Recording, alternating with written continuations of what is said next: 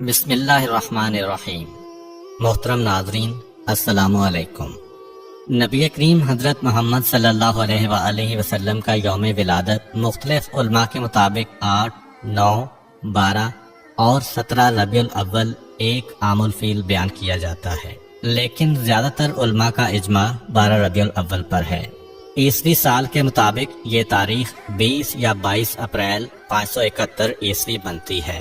جس وقت حضور اکرم صلی اللہ علیہ وآلہ وسلم اس دنیا میں تشریف لائے، اس وقت قمری مہینے یعنی محرم، صفر، ربیع الاول وغیرہ تو تھے، لیکن سالوں کی اسلامی تقویم کا نظام نہیں تھا۔ چونکہ اسلامی تقویم کا نظام نہیں تھا، لہٰذا کسی بھی بچے کی پیدائش کو بیان کرنے کے لیے کہا جاتا کہ فلاں واقعہ کے اتنے عرصہ بعد فلاں بچہ پیدا ہوا۔ عام الفیل کا مطلب ہے ہاتھیوں والا سال۔ یہ وہ سال ہے جب یمن کے بادشاہ ابرہا نے ہاتھیوں کے لشکر کے ساتھ خانہ کعبہ پر حملہ کیا اور اللہ تعالیٰ کے بھیجے ہوئے ابابیلوں کے لشکر کے ہاتھوں ابرہا اور اس کے لشکر کی تباہی و بربادی ہوئی۔ علماء کے مطابق اس واقعہ کے 45 دن بعد حضور اکرم صلی اللہ علیہ وآلہ وسلم کی ولادت ہوئی۔ یہاں پر آپ کو یہ بات بھی بتاتا چلوں کہ ہجری سال کا آغاز کس طرح ہوا تھا۔ حضرت عمر فاروق رضی اللہ عنہ کے دور حکومت میں ان کی دعوت پر تمام صحابہ اکرام 30 جمادی الثانی 17 ہجری بروز جمعرات مسجد نبوی میں جمع ہوئے۔ آپ نے اسلامی تاریخ و سن کی اہمیت پر ایک عظیم خطبہ دیا۔ اس وقت دنیا میں 4 طرح کی تاریخیں مشہور و معروف تھیں۔ قمری تاریخ یعنی چاند کے حساب سے تاریخ دیکھنا، عیسوی تاریخ جس کو انگریزی تاریخ بھی کہا جاتا ہے، تاریخ عبرانی جو کہ یہودیوں کی تاریخ ہے، اور تاریخ جولیانی۔ حضرت عمر نے فرمایا کہ اسلامی سال چاند کے حساب سے ہونا چاہیے۔ اب یہ بتائیے کہ اسلامی تاریخ کی ابتدا کہاں سے ہونی چاہیے؟ بعض حضرات صحابہ رضی اللہ عنہم نے فرمایا حضور اکرم صلی اللہ علیہ وآلہ وسلم کی ولادت باسعادت سے شروع ہونی چاہیے۔ حضرت عمر نے فرمایا اس طریقہ میں عیسائیوں کے ساتھ مشابہت بنتی ہے، کیونکہ ان کے سال کی ابتدا حضرت عیسیٰ مسیح علیہ السلام کی پیدائش سے شروع ہوتی ہے۔ بعض صحابہ نے فرمایا کہ جب آپ صلی اللہ علیہ وآلہ وسلم کو نبوت ملی، اس دن سے تاریخ اسلام کی ابتدا ہونی چاہیے۔ آپ نے فرمایا کہ نبوت کا ابتدائی زمانہ اسلام و مسلمانوں پر ظلم و ناانصافی کا زمانہ تھا۔ بعض صحابہ نے فرمایا کہ آپ صلی اللہ علیہ وآلہ وسلم کی وفات سے ابتدا ہونی چاہیے۔ حضرت عمر نے اس رائے کو بھی رد فرما دیا اور فرمایا کہ آپ صلی اللہ علیہ وآلہ وسلم کی وفات امت مسلمہ کے لیے حادثہ کبریٰ اور نقصان عظیم تھا، اس سے تاریخ اسلامی کی ابتدا مناسب نہیں۔ پھر حضرت عمر فاروق نے خود فرمایا کہ تاریخ اسلامی کی ابتدا ہجرت سے شروع ہونی چاہیے، اس لیے کہ ہجرت ہی سے حق و باطل کے درمیان فرق و امتیاز قائم ہوا اور ہجرت ہی سے اسلام کو فتوحات ملی۔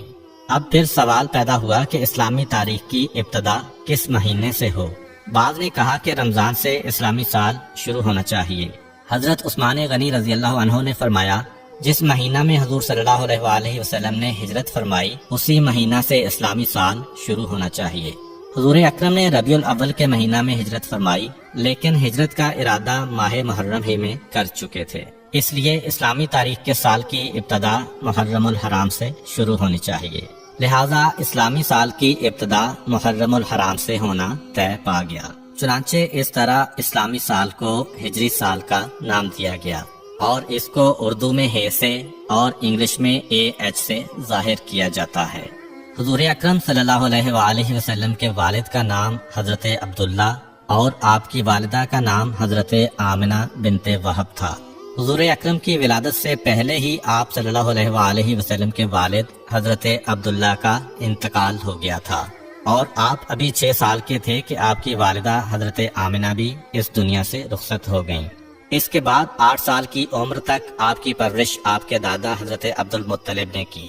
8 سال کی عمر میں آپ کے سر سے دادا کا سایہ بھی چھن گیا اور پھر 8 سال کی عمر سے لے کر جوانی تک آپ اپنے چچا حضرت ابو طالب کے زیر کفالت رہے۔ جس رات آپ دنیا میں تشریف لائے تو اللہ تعالیٰ نے بہت سے معجزات دنیا کو دکھائے۔ فارس کا آتش کدہ جس میں 1000 سال سے آگ روشن تھی اور فارسی اس آگ کی پوجا کرتے تھے، وہ اچانک بجھ گئی۔ کسرا کا محل 2 حصوں میں تقسیم ہو گیا اور 14 کنگرے ٹوٹ کر زمین پر گر پڑے۔ دریائے ساوا جو صدیوں سے خشک پڑا تھا اس میں پانی جاری ہو گیا، اور دریائے سماوا جس میں ہمیشہ سے پانی جاری تھا ایک مرتبہ اس میں پانی خشک ہو گیا۔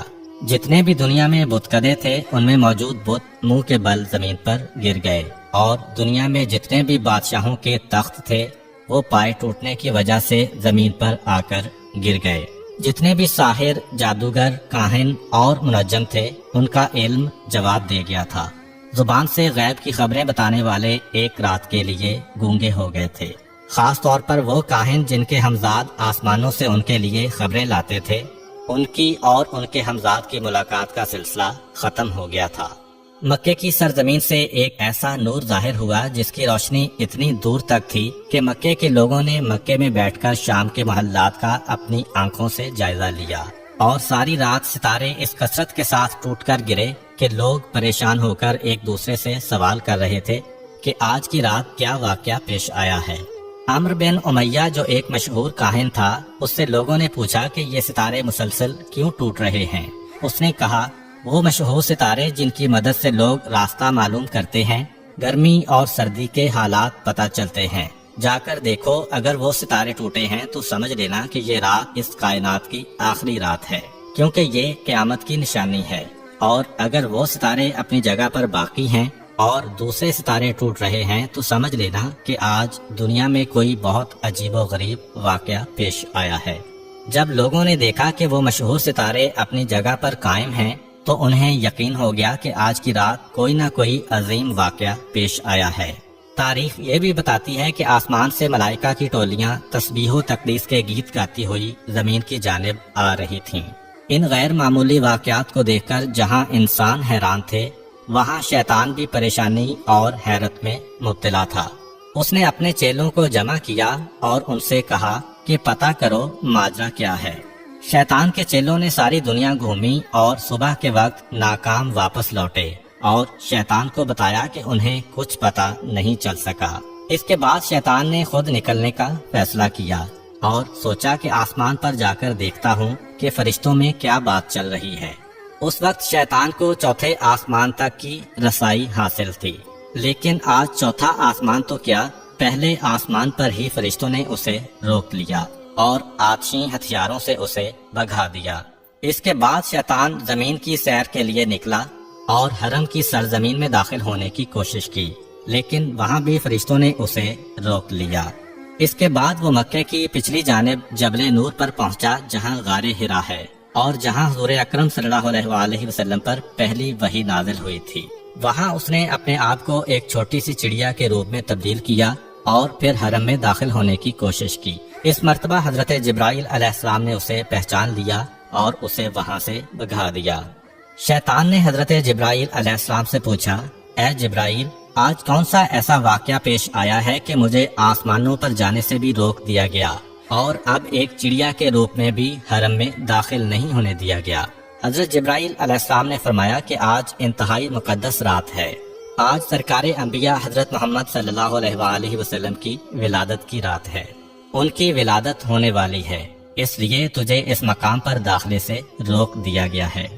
شیطان نے حضرت جبرائیل علیہ السلام سے پوچھا کہ اے جبرائیل، یہ تو بتا دو کہ اس پیدا ہونے والے بچے پر میرا کوئی بس چلے گا کہ نہیں، میں انہیں بہکا سکوں گا کہ نہیں؟ حضرت جبرائیل علیہ السلام نے کہا کہ اس نور پر تمہارا کوئی بس نہیں چلے گا۔ پھر شیطان نے پوچھا کہ اے جبرائیل، کیا ان کا کلمہ پڑھنے والے میرے بہکاوے میں آ جائیں گے کہ نہیں؟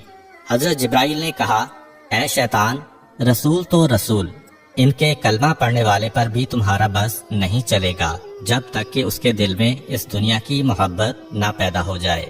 جب دنیا کی محبت پیدا ہو گئی تو شیطان اس کو اپنا غلام بنا لے گا۔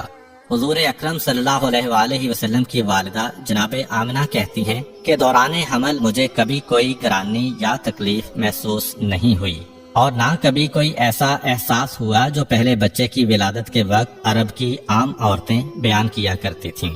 آپ فرماتی ہیں کہ میں اور فاطمہ بنت اسد کمرے میں بیٹھی تھیں کہ اچانک کمرے کی روشنی میں اضافہ ہونے لگا اور ایسا لگا کہ یہ کمرہ آنکھوں سے پوشیدہ ہوتا جا رہا ہے۔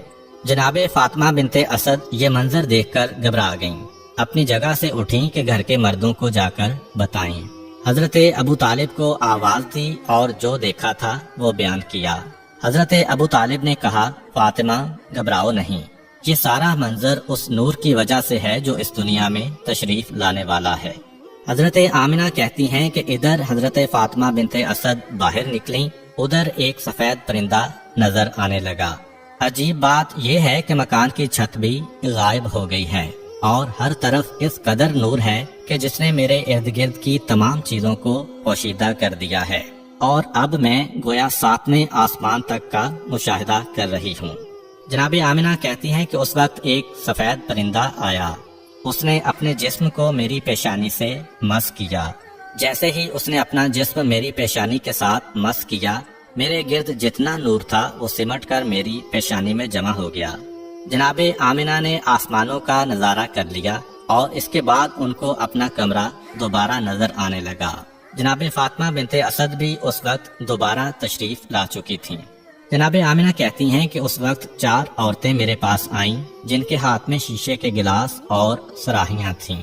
انہوں نے مجھے سلام کیا اور کہا کہ ہم جنت کی حوریں ہیں اور حکم پروردگار سے آپ کے پاس تشریف لائی ہیں۔ یہ جنت کا شربت ہے، اسے نوش فرما لیں۔ حضرت آمنہ نے وہ شربت پیا تو ایک لمحے کے لیے دنیا سے غافل ہو گئیں، اور جیسے ہی ہوش میں آتی ہیں تو کیا دیکھتی ہیں کہ ان کا بچہ ان کے پاس اس انداز میں سجدے کی حالت میں ہے کہ اس کا بایاں ہاتھ زمین پر ہے اور دایاں ہاتھ آسمان کی طرف بلند ہے۔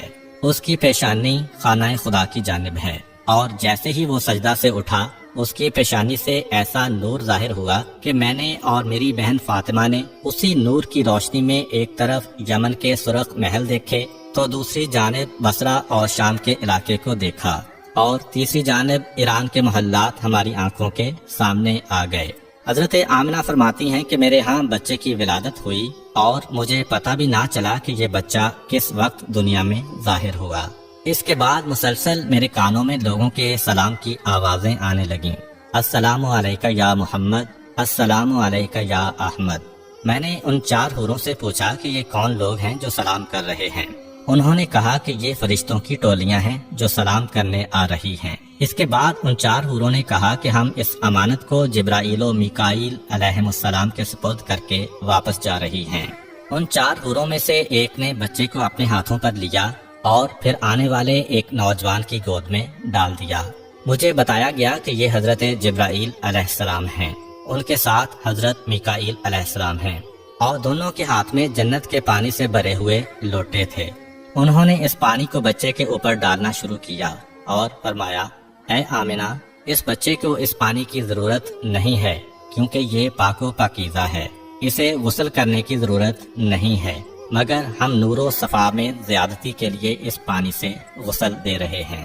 جناب آمنہ کہتی ہیں کہ میں نے دیکھا کہ بچہ ختنہ شدہ ہے، ناف کٹی ہوئی ہے اور پاک و پاکیزہ ہے۔ حضرت جبرائیل و میکائیل علیہ السلام ابھی نہلا کے فارغ ہوئے تھے، اچانک آسمان سے ایک سفید رنگ کا بادل نمودار ہوا اور اس نے اس بچے کو چھپا لیا۔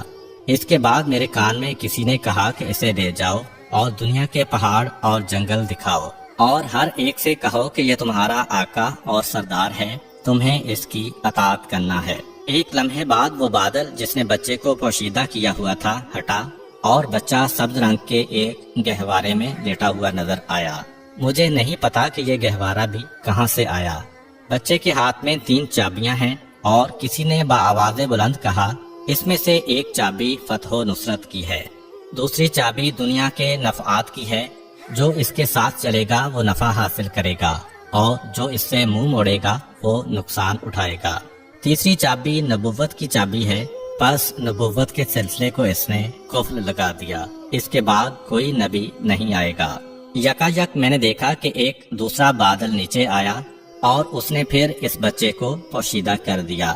پھر کسی نے میرے کان میں کہا، اسے لے جاؤ اور دنیا میں جتنے چرندے، پرندے، درندے، اولیاء اور نیک انسان ہیں ان سب کو اس کی پہچان کراؤ اور ان سے کہو کہ یہ تمہارے آقا و سردار ہیں، تمہیں اس کی اطاعت کرنا ہے۔ تھوڑی دیر بعد وہ بادل بھی ہٹ گیا اور میرا بچہ اسی انداز میں گہوارے میں لیٹا ہوا ہے، اور اب اس کے سرہانے 3 آدمی کھڑے ہیں۔ ان میں سے ایک کے ہاتھ میں شیشے کی بنی ہوئی ایک صراحی ہے، दूसरे के हाथ में मोतियों का बना हुआ एक चौकोर तश्त है और तीसरे के हाथ में एक सफेद रुमाल है। उसी वक्त मेरी निगाह मेरे बच्चे की जानिब गई तो मैंने देखा कि मेरे बच्चे के दूसरे हाथ में भी एक सफेद रुमाल है, यानी एक हाथ में 3 चाबियां हैं और दूसरे हाथ में सफेद रुमाल। और कोई कह रहा है कि अब दुनिया इसके कब्जे में है, कि दुनिया में जिसे चाहे दुनिया से महरूम करे। फिर वो 3 आदमी आगे बढ़े और मोतियों का तश्त बच्चे को पेश किया और कहा कि इसमें से जिस हिस्से को चाहो पकड़ सकते हो। बच्चे ने तश्त के बीच में हाथ डाला, जो बच्चे की फितरत के बिल्कुल खिलाफ है, क्योंकि चारों तरफ सफेद मोती लगे हुए हैं और दरमियान वाला हिस्सा खाली है। पुकारने वाले ने पुकारा कि इसने दुनिया में से खाना काबा का इंतखाब कर लिया है। फिर बच्चे को उसी तश्त में बिठाया गया और उनमें से एक आदमी ने बच्चे को उसी पानी से एक मर्तबा फिर नहलाया जो जिब्राइल अलैहिस्सलाम लेकर आए थे। फिर मैंने देखा कि तीसरे आदमी ने उस सफेद रुमाल को खोला, उसमें से एक अंगूठी निकली। उस अंगूठी को बच्चे के दोनों शानों के दरमियान रखकर दबाया और जब अंगूठी को वहां से हटाया तो मोहरे नबुव्वत वहां पर सब्त हो चुकी थी। उस वक्त पुकारने वाले ने पुकारा कि ये रिजवान जन्नत है जो इस वक्त रसूल को गुस्ल देने के लिए आया था। यकायक मैंने देखा कि वो तीनों इस मकान से गायब हो गए। जनाबे आमिना कहती हैं कि इस दौरान जबकि मेरे कमरे में इस तरह के मौजज़ात पेश आ रहे थे, मक्के की सरजमीन पर भी कुछ अजीबो गरीब वाक़यात पेश आए। सुबह का वक्त है, मक्के के काफिर अपने घरों में आराम कर रहे हैं और हुक्म परवरदिगार से जन्नत से इस दुनिया के लिए 4 झंडे भेजे गए। पहला झंडा कोहे काफ पे लगाया गया, दूसरा झंडा कोहे अबू कुबैस पर लगाया गया, तीसरा झंडा खाना काबा की छत पर लगाया गया और चौथा झंडा बैतुल मुकद्दस पर लगाया गया। जिब्राइल अलैहिस्सलाम उस वक्त जन्नत से एक कंदील, एक शमादान और एक झालर लेकर आए और उसे काबे के दरवाजे पर लटका दिया गया और परवरदिगार की जानिब से जन्नत से याकूत सुर्ख का बना हुआ एक खैमा हजरत अब्दुल मुत्तलिब की खिदमत में भिजवाया गया। यानी आज की रात मक्के की सजावट हो रही है, मक्के को सजाया जा रहा है। सुबह के वक्त मक्के वाले उठते हैं और हैरान हो जाते हैं कि रात के वक्त हमने आसमान पर अजीबो गरीब वाक़यात का मुशाहिदा किया था, मगर अब तो हमारे ही शहर में ये कंदील कहाँ से आई? काबे के दरवाजे पर लटकने वाला इतना खूबसूरत झालर कहाँ से आया? ये खूबसूरत झंडे कौन लगा गया? और जब हजरत अब्दुल मुत्तलिब के घर के सहन में याकूत सुर्ख का खैमा देखा तो अक्सर सरदाराने मक्का के दिल में हसद की आग भड़क उठी कि जो चीज है वो अब्दुल मुत्तलिब को ही मिल रही है, जो नेमत भी है उन्हीं को मिल रही है। तो वो दुश्मनी का सिलसिला जो चाहे जमजम खोदते वक्त शुरू हुआ था वो मजीद बढ़ गया। गर्ज ये कि जब रात खत्म हुई और रसूल खुदा की विलादत हो चुकी थी, सारा मक्का जगमगा रहा था और हजरत अब्दुल मुत्तलिब अपने मकान में ये इंतजार कर रहे हैं कि मेरी बहू आमिना की तरफ से मुझे क्या पैगाम मिलता है। दूसरी तरफ सारा मक्का काबे के बाहर जमा है। एक यहूदी आलिम खाना खुदा के बाहर बेचैनी और बेकरारी के आलम में टहल रहा है और एक एक से सवाल कर रहा है कि क्या कल तुम्हारे यहाँ तो किसी बच्चे की विलादत नहीं हुई? सब लोग उसे पागल समझ रहे हैं कि इस सवाल का मकसद क्या है। उसने कहा कि मेरा इल्म गवाही दे रहा है कि कल मक्का में कोई बच्चा पैदा हुआ है, तो बस बनी इसराइल से पैगंबरी खत्म हो गई है। यहूदियों के लिए हमेशा हमेशा की जिल्लत उनका मुकद्दर बन चुकी है। मुझे परेशानी इसी बात की है। वो बेचैनी से टहल रहा है कि मेरा कबीला हमेशा हमेशा के लिए जलील होने वाला है, पैगंबरी हम में से खत्म होने वाली है। बार बार आता है और हर एक से सवाल करता है कि खुदा के लिए बता दो, तुम में से किसी के यहाँ बच्चे की विलादत तो नहीं हुई? हर एक ना में जवाब देता है। आखिर में घबरा के कहता है कि कोई यहाँ आने से बाकी तो नहीं बचा। लोगों ने कहा कि इंतजार करो, अभी सरदारे मक्का आने वाले हैं, जब वो आए तो उनसे सवाल करना, बाकी सब तो यहाँ पहुँच चुके हैं। यहूदी आलिम को पता चला कि हजरत अब्दुल मुत्तलिब के यहाँ पोते की पैदाइश हुई है।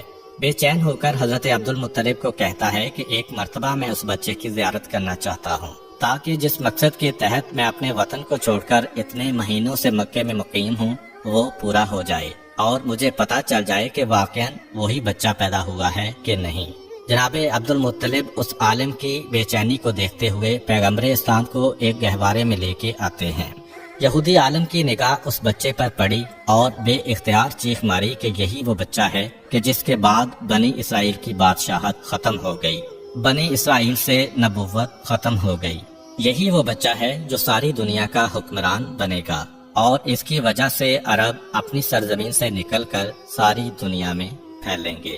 مکے والے جو پہلے ہی حضرت عبد المطلب سے جلے بیٹھے تھے، جب انہوں نے دیکھا کہ جو کاہن آ رہا ہے انہی کے گھر میں آ رہا ہے، جو راہب آ رہا ہے انہی کو بشارت دے کے جا رہا ہے، جو جادوگر آ رہا ہے وہ انہی کی تلاش میں آ رہا ہے، اور ہر آنے والا کوئی خوشخبری دے کے جاتا ہے، کوئی پیشین گوئی کر کے جا رہا ہے، لوگوں کا جناب عبد المطلب اور اس بچے سے حسد بڑھتا جا رہا ہے کہ یہ کیسا بچہ ہے۔ مکے کی سرزمین پر سینکڑوں بچے پیدا ہوئے، مگر اس طرح تو کسی کو اعزاز نہیں ملا۔ یہ ابتدا ہی سے پیدا ہونے والا حسد آگے جا کر مذہبی مخالفت میں بدلا۔ یہودی عالم بے اختیار پکار اٹھا کہ میں نے اس بچے کو پہچان لیا ہے، میں اسی کی تلاش میں مکے آیا تھا۔ جناب عبد المطلب جو دین ابراہیمی پر ہیں اور سارے رازوں سے واقف ہیں، انہوں نے جب یہ جملہ سنا تو فوراً پیغمبر اسلام کو واپس گھر میں لے گئے اور انہیں پوشیدہ کر دیا۔ 4 دن تک پیغمبر اسلام کو پوشیدہ رکھا گیا۔ البتہ چوتھا دن جب گزرا تو عرب کا ایک انتہائی پڑھا لکھا اور مشہور شخص جس کا نام سواد ابن قارب تھا، حضرت عبد المطلب کی خدمت میں حاضر ہوتا ہے اور کہتا ہے کہ مجھے پتا چلا ہے کہ آپ کے خاندان میں ایک بچہ پیدا ہوا ہے، میں ایک دفعہ اس کی زیارت کرنا چاہتا ہوں۔ جناب عبد المطلب دیکھ چکے تھے کہ یہودی عالم کی خواہش پوری کرنے کی وجہ سے پورا مکہ یا کم از کم خاندان بنو ہاشم کے مخالفین اس خبر کو سن کر حسد کر رہے تھے۔ یہ سواد ابن قارب تو مکے میں زیادہ احترام کا مقام رکھتے ہیں، اگر انہوں نے بچے کے بارے میں کوئی بات کر دی یا پیشین گوئی کر دی تو اہل مکہ کا حسد اور بڑھ جائے گا۔ اس لیے جناب عبد المطلب نے انکار کر دیا کہ میں اپنے پوتے کو اس وقت مجمع عام میں نہیں لا سکتا۔ سواد ابن قارب بے چین ہو گئے اور کہا کہ پھر ایسا کریں کہ مجھے اس بچے تک پہنچا دیں۔ جناب عبد المطلب نے کہا کہ ہاں، یہ بات مانی جا سکتی ہے، میرے اور اس کے علاوہ کوئی نہیں ہوگا، اس کا مقصد بھی پورا ہو جائے گا اور حسد کا مسئلہ بھی پیدا نہیں ہوگا۔ چنانچہ اسے ساتھ لے کے جناب آمنہ کے مکان میں داخل ہوئے۔ جیسے ہی گہوارے کے قریب پہنچے اور بچے پر سے کپڑے کو ہٹایا تو ایک عجیب قسم کا نور سارے کمرے میں پھیل گیا۔ سواد ابن قارب پڑھے لکھے شخص ہیں، انہیں پتا ہے کہ آخری زمانے میں کیا ہونے والا ہے۔ بے اختیار جھکتے ہیں اور اس بچے کے قدموں کو بوسہ دیتے ہیں۔ جناب عبد المطلب کو کہتے ہیں کہ آپ گواہ رہیے گا، میں اس بچے پر ابھی سے ایمان لے آیا ہوں، مجھے پتا ہے کہ میں اس وقت تک زندہ نہیں رہوں گا جب یہ بچہ اعلان رسالت کرے گا، مگر آپ گواہ رہیے کہ میں ابھی اس بچے پر ایمان لا رہا ہوں، کیونکہ مجھے پتا ہے کہ یہی اللہ کا آخری رسول ہے۔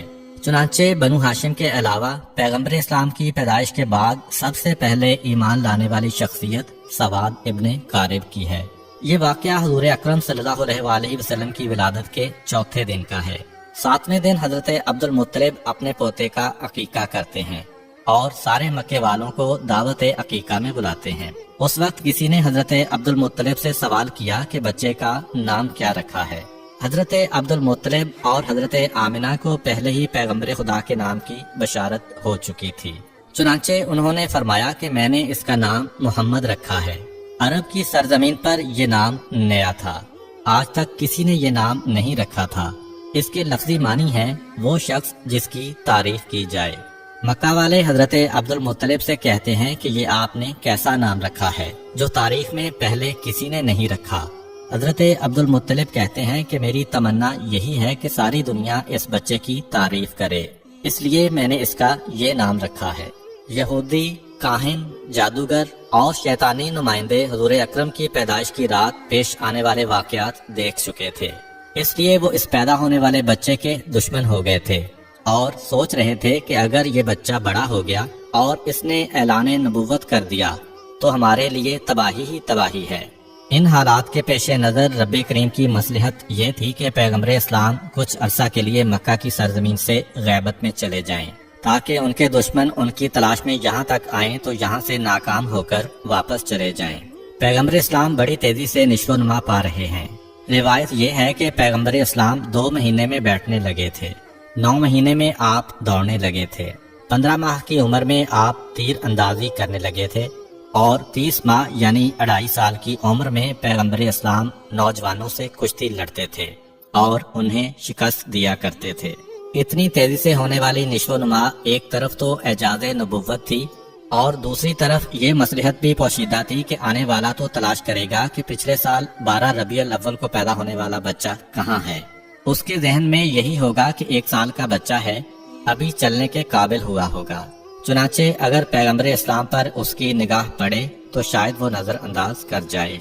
इसके साथ साथ ऐसे वाकयात भी पेश आ रहे हैं कि ना जनाब आमिना को कोई काम करना पड़ता है, ना जनाब हलीमा को कोई काम करना पड़ता है और ना दादा हजरत अब्दुल मुत्तलिब को कोई काम करना पड़ रहा है। जब जनाब आमिना की निगरानी में रसूल रहे तो वो हैरान हैं और जब बीबी हलीमा की निगरानी में रहे तो वो हैरान हैं कि जब कभी हमारा दिल चाहता कि हम उनको नहलाएं और उनके सर में तेल डालें तो हम देखते कि कोई हमसे पहले नहलाकर और कंघी करके गया है। आम बच्चे सो के उठते हैं तो उनकी आंखों में मैल वगैरह होता है और जब ये सोकर उठते हैं तो चेहरा बिल्कुल तरोताजा और हशाश बशाश होता है। जब कभी हमने चाहा कि उनका लिबास बदलें, पता चला कि पहले ही उनको कोई नया लिबास पहना के चला गया है। हत्ता के खाने वगैरह के सिलसिले में भी जिस घर में गए वहाँ पर पैगंबर इस्लाम की वजह से रिस्क पहुँचा। घर वालों के खाने से पैगंबर इस्लाम ने कभी हिस्सा नहीं लिया। तो अब जो भी परवरिश करने वाले हैं वो हैरान हैं कि हमें कोई काम करना ही नहीं पड़ रहा है। हत्ता कि जब बचपने की वो उम्र थी कि जब आमतौर पर कुदरती जरूरियात की वजह से बच्चे का लिबास खराब हो जाता है। जनाब आमिना और जनाब हलीमा कहती हैं वो जो जरूरी हाजतें हैं उनके निशान भी हमने कभी रसूल इस्लाम के लिबास पर नहीं देखे। गर्ज ये कि सारे के सारे काम परवरदिगार आलम की मसलहत से तय पा रहे हैं, मगर दुश्मनों का गिरोह मुसलसल हुजूर अकरम की तलाश में है। हजरत अब्दुल मुत्तलिब जो दीन इब्राहिमी पर हैं और अपने वालिद जनाब हाशिम से उनको कुछ राज़े नबुव्वत भी मिले हैं, उनमें ये भी था कि इस बच्चे के दुश्मन बहुत ज्यादा होंगे। तुम्हें पूरी कोशिश करना है इस बच्चे को बचाने के सिलसिले में। इस मसले की वजह से हजरत अब्दुल मुत्तलिब पैगंबर इस्लाम को मक्के से किसी और जगह मुंतकिल करना चाहते हैं, खास तौर पर जब उनको पता चला कि अक्सर यहूदियों के गिरोह आते हैं और मक्के के हालात का जायजा लेकर चले जाते हैं। यहूदी बार बार क्यों आ रहे थे इसके बारे में आपको बताता चलूं। दरअसल यहूदी बहुत अरसा पहले से ही पैगंबर इस्लाम की विलादत को रोकने की फिक्र में थे। अब्द मुनाफ पे हमला हुआ, जनाबे हाशिम पे हमला हुआ, जनाबे अब्दुल मुत्तलिब पे हमला हुआ, जनाबे अब्दुल्ला पे हमला हुआ।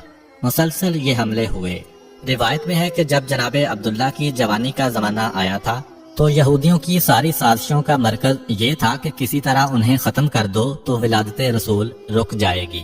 यहूदी ये पहचान गए थे कि जनाबे अब्दुल्ला पैगंबर इस्लाम के वालिद हैं और ये पहचान हजरत याह्या अलैहिस्सलाम के उस कुर्ते की वजह से हुई थी जो यहूदियों के पास था और जनाबे अब्दुल्ला की विलादत के वक्त उसमें से खून निकलना शुरू हो गया था। उन्होंने सोचा कि अगर जनाबे अब्दुल्ला को शादी से पहले कत्ल कर दिया जाए तो रसूलुल्लाह की विलादत नहीं हो सकेगी। चुनाचे उन्होंने हमला कर दिया, मगर वो हमला भी नाकाम हुआ और उसी के नतीजे में जनाबे अब्दुल्ला की शादी जनाबे आमिना से हुई। अब जनाबे आमिना से शादी के बाद यहूदी और परेशान हो गए कि अब क्या किया जाए। किसी न किसी तरीके से विलादत के सिलसिले को रोकना है और इत्तफाक से उन्हें एक मौका मिल गया। जनाबे अब्दुल्ला किसी काम के सिलसिले में मदीने जाते हैं और मदीना यहूदियों का गढ़ है। चुनाचे रिवायात से पता चलता है कि मदीना में जनाबे अब्दुल्ला पे हमला हुआ और जहर के जरिए जनाबे अब्दुल्ला को शहीद किया गया। अब यहूदियों को एक इत्मीनान तो हो गया कि पैगंबर इस्लाम के वालिद तो शहीद हो गए। सिर्फ एक बात का पता करना है कि उनके यहाँ कोई औलाद है या नहीं। अगर ये पता चल जाए कि ये बे औलाद थे तो घर में जाकर इत्मीनान से सोना, और अगर ये पता चले कि उनके यहाँ कोई औलाद है तो फिर उसके कत्ल का इंतजाम करना होगा। यहूदियों का एक गिरोह बना। ये लोग खास इस काम के लिए मदीना से मक्का आए। वहाँ आकर तहकीक की तो इत्मीनान का सांस लिया जब पता चला कि वो लावलद थे, उनके यहाँ कोई औलाद नहीं थी। चुनाचे बड़े इत्मीनान से वापस मदीने गए।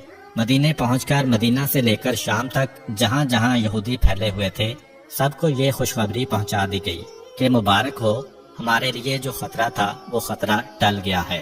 حضرت یحییٰ علیہ السلام کے کرتے سے جو خون نکل رہا تھا اب وہ خون سوکھ گیا ہے، جس سے یہ یقین ہو گیا کہ پیغمبر کے والد کا انتقال ہو گیا ہے اور ان کے ہاں کوئی اولاد بھی نہیں ہے، جس کا مطلب یہ ہے کہ اب آخری رسول پیدا نہیں ہوں گے۔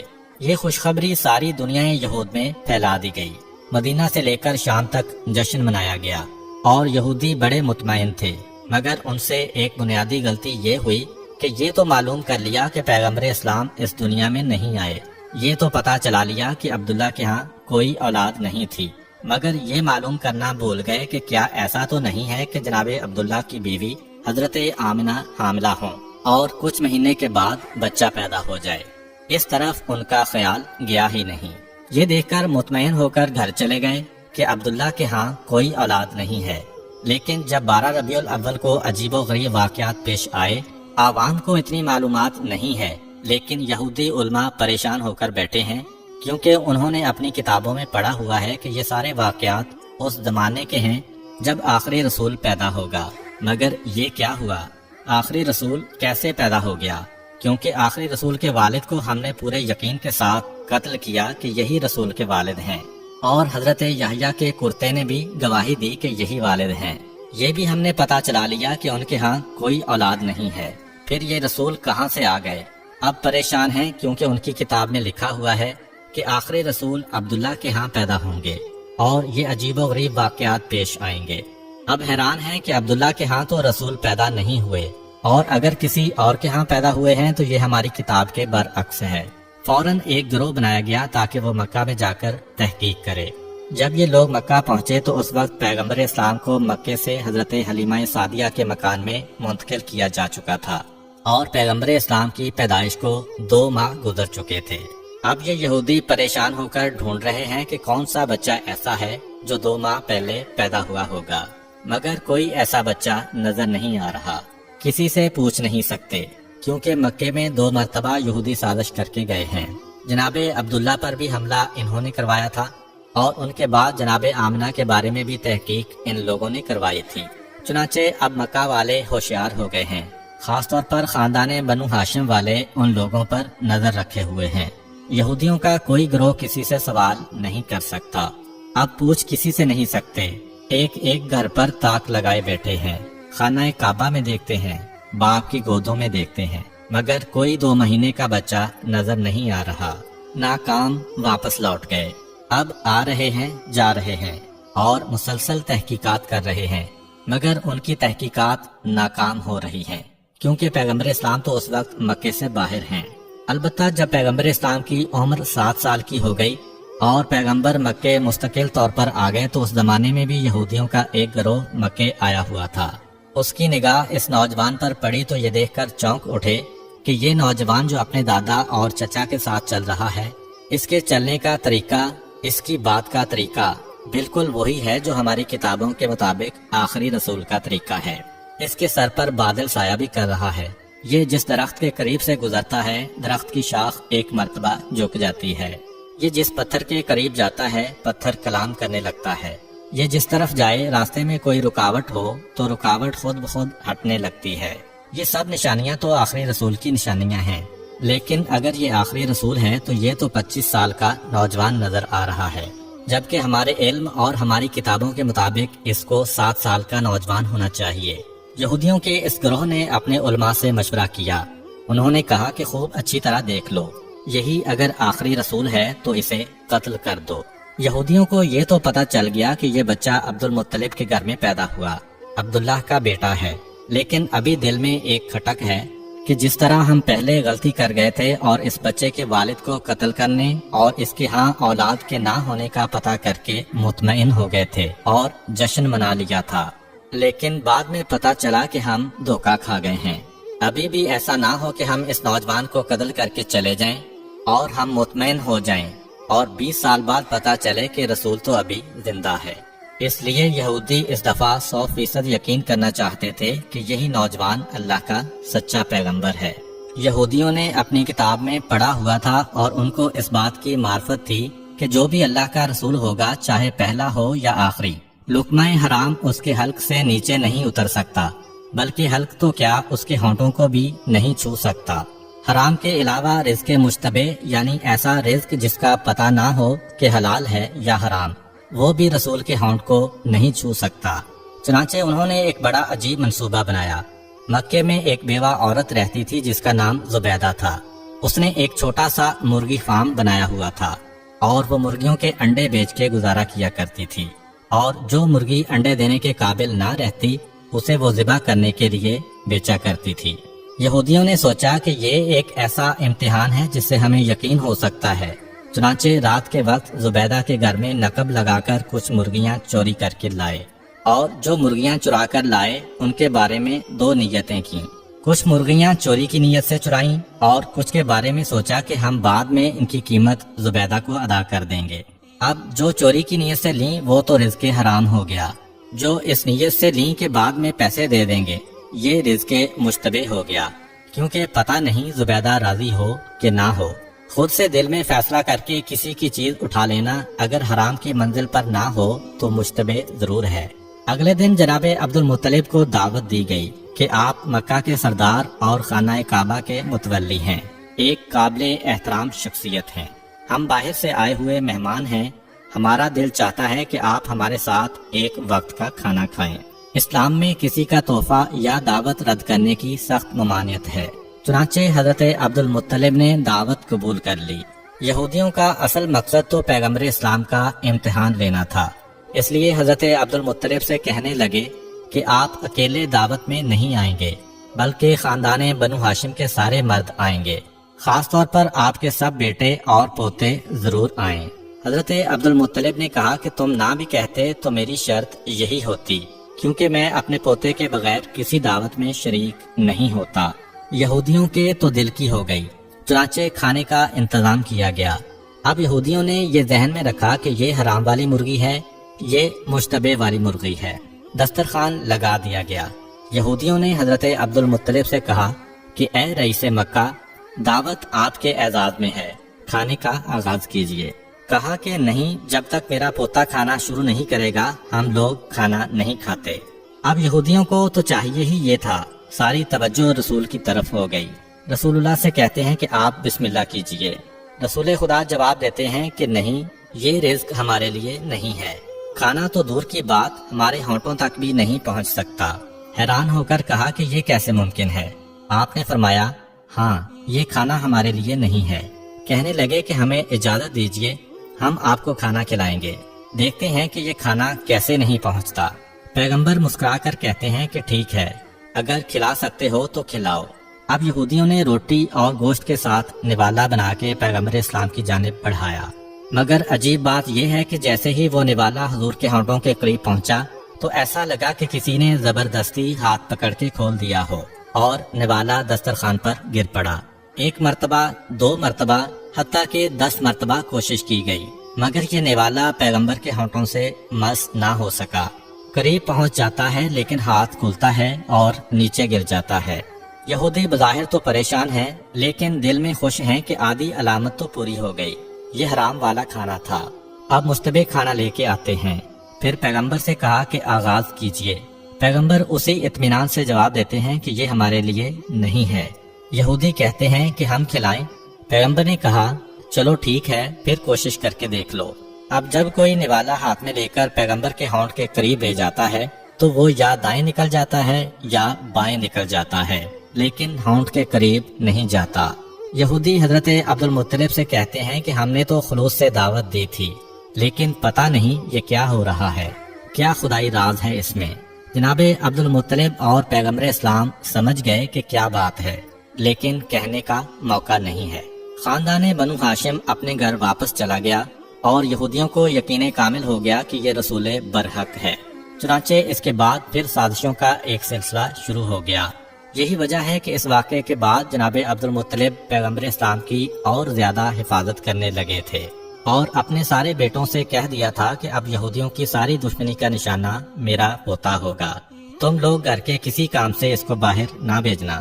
اس سے پہلے حضرت عبد المطلب بھیڑ بکریاں اور اونٹ چرانے کے لیے پیغمبر اسلام کو باہر بھیج دیتے تھے، لیکن آج یہ حکم جاری ہو گیا کہ خبردار، آج کے بعد کوئی میرے پوتے کو گھر سے باہر نہ بھیجے۔ یہی وجہ ہے کہ اس واقعے کے 1 سال بعد جب حضرت عبد المطلب کا آخری وقت قریب آیا تو اپنے سارے بیٹوں کو بلایا اور نصیحت کی کہ میں اس دنیا سے جا رہا ہوں، اپنے بارے میں مجھے کچھ نہیں کہنا ہے، میری ساری نصیحت میرے پوتے کے بارے میں ہے کہ اپنی جانیں دے کر بھی اس کی حفاظت کرنا۔ بہرحال یہودیوں کی تمام سازشوں کے باوجود اس موقع پر بھی اللہ تعالیٰ نے اپنے رسول کو محفوظ رکھا۔ اب واپس آتے ہیں رسول اکرم کی بچپن کی زندگی پر۔ مورخین اسلام میں اس مسئلے میں اختلاف ہے کہ پیغمبر اسلام کی ولادت کے بعد ابتدائی دنوں میں پیغمبر اسلام کو دودھ کس نے پلایا۔ ایک روایت یہ ہے کہ ولادت کے فوراً بعد پہلے 8 دن تک صوبیہ نے پیغمبر اسلام کو دودھ پلایا۔ یہ صوبیہ پیغمبر اسلام کے ایک چچا ابو لہب کی کنیز تھی۔ روایت میں ہے کہ ابو لہب نے فقط اس خوشی میں کہ اس کنیز نے اس کے بھتیجے کو دودھ پلایا تھا آزاد کر دیا تھا۔ جس وقت پیغمبر اسلام کی ولادت ہوئی اس وقت ابو لہب آپ کی مخالفت میں نہیں تھا، کیونکہ اس وقت اس کی شادی نہیں ہوئی تھی۔ بعد میں پیغمبر اسلام کی مخالفت کرنے کا ایک سبب اس کی بیوی بھی تھی۔ خاندان بنو امیہ میں شادی کے بعد ابو لہب اپنے خاندان کو چھوڑ کر اپنے سسرال کے ساتھ مل گیا تھا۔ دوسری روایت کے مطابق پیغمبر اسلام کو حلیمہ سعدیہ کے سپرد کرنے سے پہلے چند دن دودھ حضرت آمنہ نے ہی پلایا تھا۔ اس کے بعد پیغمبر کو بی بی حلیمہ سعدیہ کے سپرد کر دیا گیا، جنہوں نے شرعی حکم کے مطابق 2 سال تک پیغمبر اسلام کو دودھ پلایا۔ روایت میں ہے کہ جس وقت حلیمہ سعدیہ نے پیغمبر اسلام کو دودھ پلایا اس وقت وہ دین ابراہیمی پر تھیں، اور اس وقت دین ابراہیمی ہی برحق دین تھا، چنانچہ اس پر ایمان رکھنے والا اللہ کے دین پر عمل کرنے والا مانا جاتا تھا۔ یعنی کہ کوئی یہ اعتراض نہیں کر سکتا کہ کسی مشرک یا کافر نے پیغمبر اسلام کو دودھ پلایا تھا۔ پیغمبر اسلام کی ولادت سے پہلے کا 1 سال پورے عرب اور مکہ والوں کے لیے بڑی پریشانی کا سال تھا۔ بارشیں کم ہوئی تھیں جس کی وجہ سے غلہ کم پیدا ہوا تھا۔ مکے والے بھی پریشان تھے، مکے کے باہر والے بھی پریشان تھے، مگر جس سال پیغمبر اسلام کی ولادت ہوئی مکہ انتہائی خوشحال ہو گیا۔ لیکن مکے کے باہر ابھی تک قحط پڑا ہوا تھا، جس کی وجہ سے آس پاس کے جو قبیلے تھے وہاں سے لوگ روزگار کے لیے مکے آ رہے تھے۔ جہاں ایک طرف مکہ میں قحط نہیں ہے اور غلہ کثرت کے ساتھ ہے، مگر دوسری طرف ایک پریشانی کھڑی ہو گئی کہ اسی زمانے میں مکے میں ایک وبائی بیماری پھیل گئی تھی، خاص طور پر بچے اس کی لپیٹ میں بہت جلدی آ رہے تھے۔ ایک سے دوسرے اور دوسرے سے تیسرے گھر میں یہ بیماری پھیلتی جا رہی تھی۔ تو یہ 2 سبب پیغمبر اکرم کی ولادت کے فوراً بعد پہلے ہفتے میں پیش آئے۔ پیغمبر اکرم کو پروردگار عالم نے ہر مصیبت و پریشانی سے دور کیا تھا، مگر والدین تو پریشان ہوں گے۔ اور دوسری بات کہ مکے کے باہر سے جو لوگ روزگار کی تلاش میں آ رہے ہیں ان کی مدد کرنا بھی ضروری ہے۔ اور تیسری بات، جیسا کہ پہلے ذکر ہوا ہے کہ یہودی جاسوس یہ دیکھنے کے لیے کہ آخری رسول پیدا ہوا ہے کہ نہیں مسلسل مکے آ رہے ہیں۔ ان حالات میں اب جتنا جلد پیغمبر اسلام کو مکے سے منتقل کیا جائے اتنا ہی ظاہری اعتبار سے رسول کی حفاظت کے لیے بہتر ہے۔ اگرچہ اللہ تعالیٰ ظاہر رکھ کر بھی پیغمبر کی حفاظت کر سکتا تھا، لیکن غیبت میں لے جانے میں بھی اللہ کی مصلحت ہے۔ 7ویں دن پیغمبر اسلام کا عقیقہ ہوتا ہے۔ عقیقے والے دن صبح کے وقت جناب آمنہ اپنے بستر پر لیٹی ہوتی ہیں کہ یکایک ایک بشارت ہوتی ہے۔ جناب آمنہ جو پیغمبر اسلام کی والدہ ہیں اور دین ابراہیمی پر ہیں، اتنا تو سمجھ سکتی ہیں کہ بشارت کیا ہے، یہ جو آواز آ رہی ہے یہ کہاں سے آ رہی ہے۔ بہرحال انہیں یہ بشارت ہوتی ہے کہ اپنے بچے کو اس عورت کے حوالے کرنا جس کا نام حلیمہ سعدیہ ہے۔ عقیقے کے اگلے دن یعنی ولادت کے 8ویں دن پیغمبر اسلام کو مکے سے منتقل کرنا ہے۔ جیسا کہ پہلے ذکر ہوا کہ مکے سے باہر قحط پڑا ہوا تھا، لیکن قحط نہ بھی پڑتا تب بھی عربوں کا یہ طریقہ تھا کہ سال میں 2 دفعہ موسم بہار میں یعنی سردی کے فوراً بعد اور موسم خزاں میں یعنی گرمی کے فوراً بعد جو آس پاس کے دیہات تھے وہاں کی عورتیں مکے میں آتی تھیں اور ایک ایک شخص کے دروازے پر جاتی تھیں کہ اگر آپ کا کوئی بچہ ہے تو ہمیں دیجئے، ہم اس کی پرورش کریں گی، اسے دودھ پلائیں گی، اور جو اجرت طے پائے اس پر بچہ ان کے حوالے کر دیا جاتا۔ تو مسلسل قحط کے زمانے میں تو اور زیادہ عورتیں آ رہی تھیں۔ 8ویں دن جناب عبد المطلب اپنے غلام کو بلا کر کہتے ہیں کہ جا کر مکے کے بازاروں میں، گلیوں میں اور جہاں یہ عورتیں جمع ہوتی ہیں وہاں جا کر معلوم کرو کہ کیا کوئی ایسی عورت ہے جو میرے اس بچے کو لے جانے کے لیے تیار ہو۔ ادھر غلام گیا ادھر جناب آمنہ کی کنیز آتی ہے اور کہتی ہے کہ ہماری ملکہ آمنہ نے یہ درخواست کی ہے کہ آپ جس کا بھی انتخاب کریں ایک دفعہ اسے میرے پاس ضرور بھیج دیجئے گا۔ مکے سے کچھ فاصلے پر قبیلہ بنی سعد عرب کا ایک بہت بڑا قبیلہ تھا۔ بی بی حلیمہ کا تعلق اسی قبیلے سے تھا، اسی نسبت سے نام ہو گیا حلیمہ سعدیہ۔ جناب حلیمہ سعدیہ کہتی ہیں کہ ہم لوگ اپنے دستور کے مطابق سال میں 2 دفعہ مکے جاتے تھے اور جانے کے بعد وہاں کے صاحبان دولت اور جو سردار ہیں ان کے بچوں کو لے کر آتے تھے۔ اس سال ہمیں جانے کی جلدی تھی کیونکہ ہمارے علاقے میں قحط شدید سے شدید ہوتا جا رہا تھا۔ جائیں گے تو کسی صاحب دولت کا کسی سردار کا بیٹا ملے گا تو ہماری پریشانی دور ہو جائے گی۔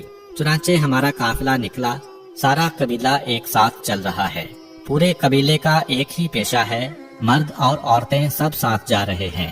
جناب حلیمہ سعدیہ کہتی ہیں کہ میں اس پورے سفر میں بے حد پریشان رہی، اس لیے کہ میں جس سواری پر سوار تھی وہ ایک گدھی تھی اور بیمار تھی، اس سے چلا نہیں جا رہا تھا، بڑی سست رفتاری سے چل رہی تھی۔ اب میں بھی شرمندہ کہ قبیلے والے میری وجہ سے پریشان ہیں۔ قبیلے والوں کے آپس میں ایسے تعلقات ہیں کہ کسی کو چھوڑ کر قبیلہ آگے بھی نہیں بڑھ سکتا۔ میرے سست جانور کی وجہ سے سارے قبیلے کو آہستہ آہستہ چلنا پڑ رہا ہے۔ اب اگرچہ کوئی زبان سے نہیں کہہ رہا لیکن مجھے معلوم ہے کہ ان سب کو جلدی ہے کہ مکے جائیں اور پیسے لے کر آئیں تاکہ ان کی زندگی میں راحت و آسانی آئے۔ دوسرا میرا مسئلہ یہ تھا کہ قحط کی وجہ سے میرے پاس کھانے کے لیے تو کچھ تھا نہیں، اپنی غذا کے لیے فقط ایک اونٹنی تھی، اس کا دودھ نکال کے ہم لوگ پیا کرتے تھے، مگر آج کے دن اونٹنی بھی بیمار تھی اور اس کے پاس دودھ بھی زیادہ نہیں تھا۔ بہت تھوڑا سا دودھ جو ہم کبھی اس کے تھنوں سے نکالتے تھے وہ ہم سب استعمال کرتے تھے اور سب بھوکے رہ جاتے تھے۔ حالات ایسے ہیں کہ کوئی کسی سے کچھ مانگ بھی نہیں سکتا۔ اور تیسری پریشانی میرے ساتھ یہ ہوئی کہ خود میری گود میں جو بچہ تھا اس کو پلانے کے لیے بھی میرے پاس دودھ نہیں تھا، اس لیے کہ میرے دائیں سینے میں دودھ بالکل خشک ہو چکا تھا، بائیں سینے میں دودھ تھا مگر اتنا کم کہ میرا اپنا بچہ بھوکا رہ جاتا تھا۔ غذا بھی کم مل رہی ہے، ویسے بھی جناب حلیمہ کو اس وقت بیماری ہے۔ اب انتہائی پریشان کہ ہم چل تو رہے ہیں مگر ان ساری مصیبتوں کے ساتھ چل رہے ہیں، نتیجہ کیا ہوگا؟ خیر آہستہ آہستہ چلتے ہوئے ہم مکہ میں داخل ہو گئے۔